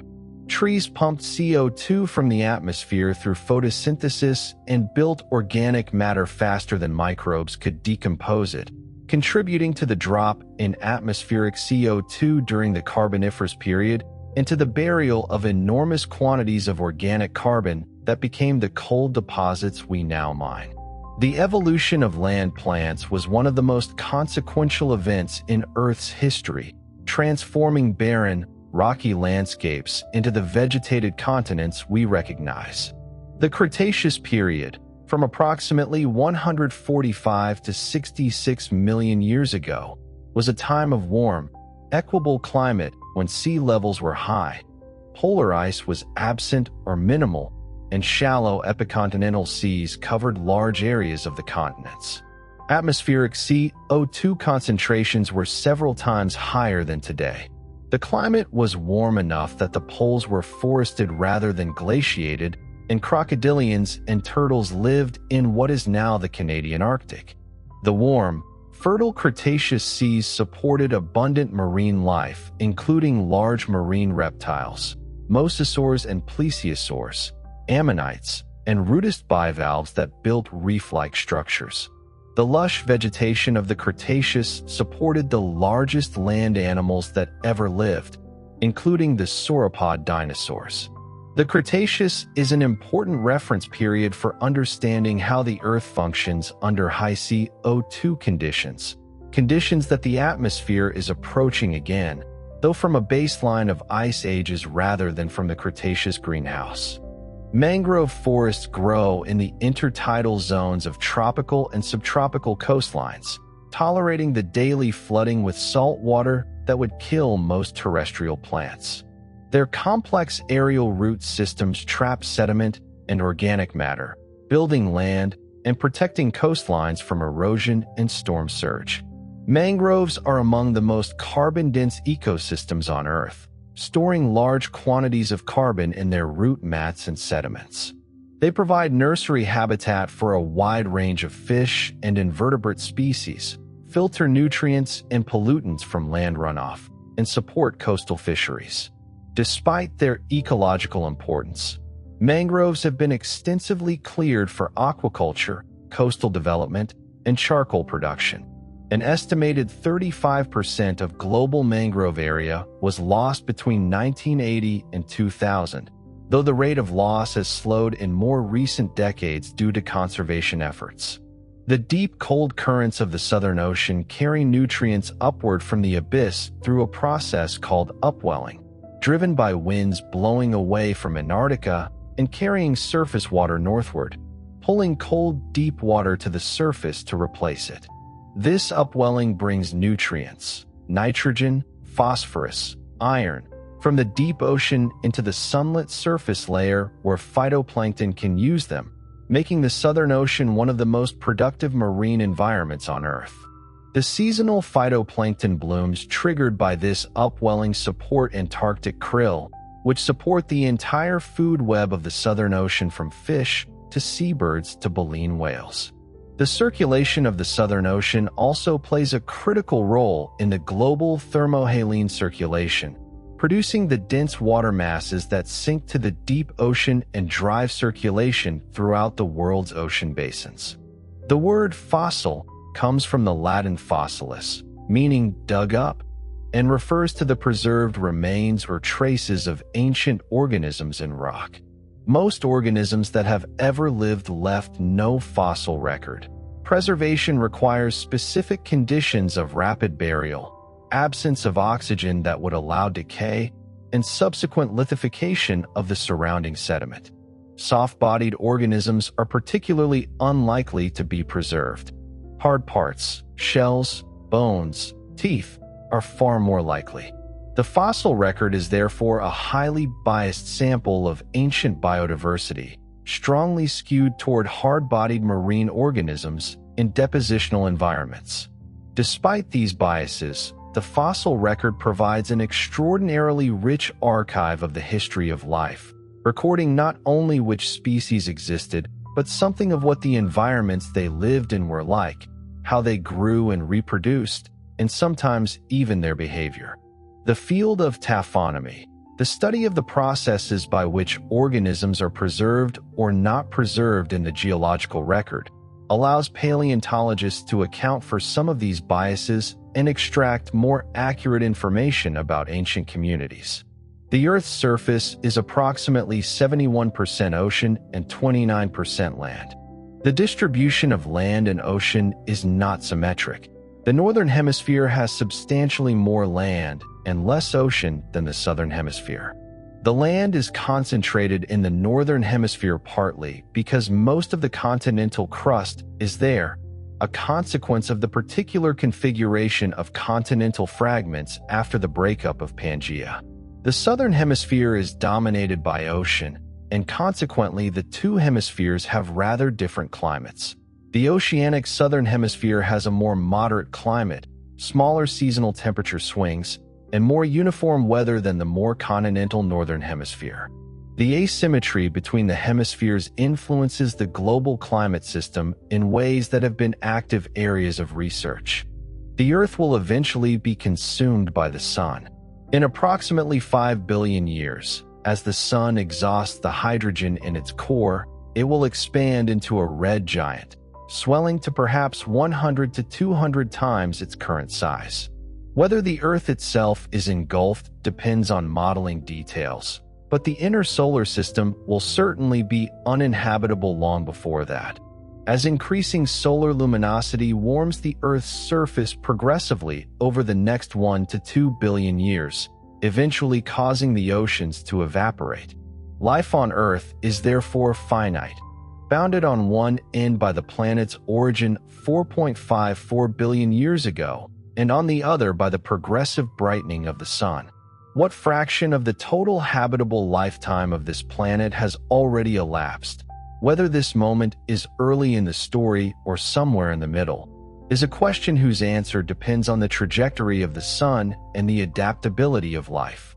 The Earth tonight carries within it the record of every major event in its history, written in its rocks, its ocean sediments, its ice cores, its fossils, and its atmospheric chemistry. The planet has not forgotten anything. The asteroid that killed the dinosaurs left a layer of iridium-rich clay at the base of the Paleogene that can be found on every continent. The Permian extinction left a change in carbon isotopes that crosses from one rock formation to the next. The Great Oxygenation Event left banded iron formations and the first red beds in the rock record. The first ice ages left polished and striated bedrock. The collision of India with Asia left sediment derived from Himalayan rock across a swath of the Indian Ocean floor. Every catastrophe, every revolution, every long, quiet interval of geological stability, the planet carries all of it, deep in the rock, patient and permanent. The earth beneath you is not still. It is moving slowly, at the rate of a growing fingernail, carrying you along with it. And tonight, quietly, it carries you towards sleep. Sleep well. Good night.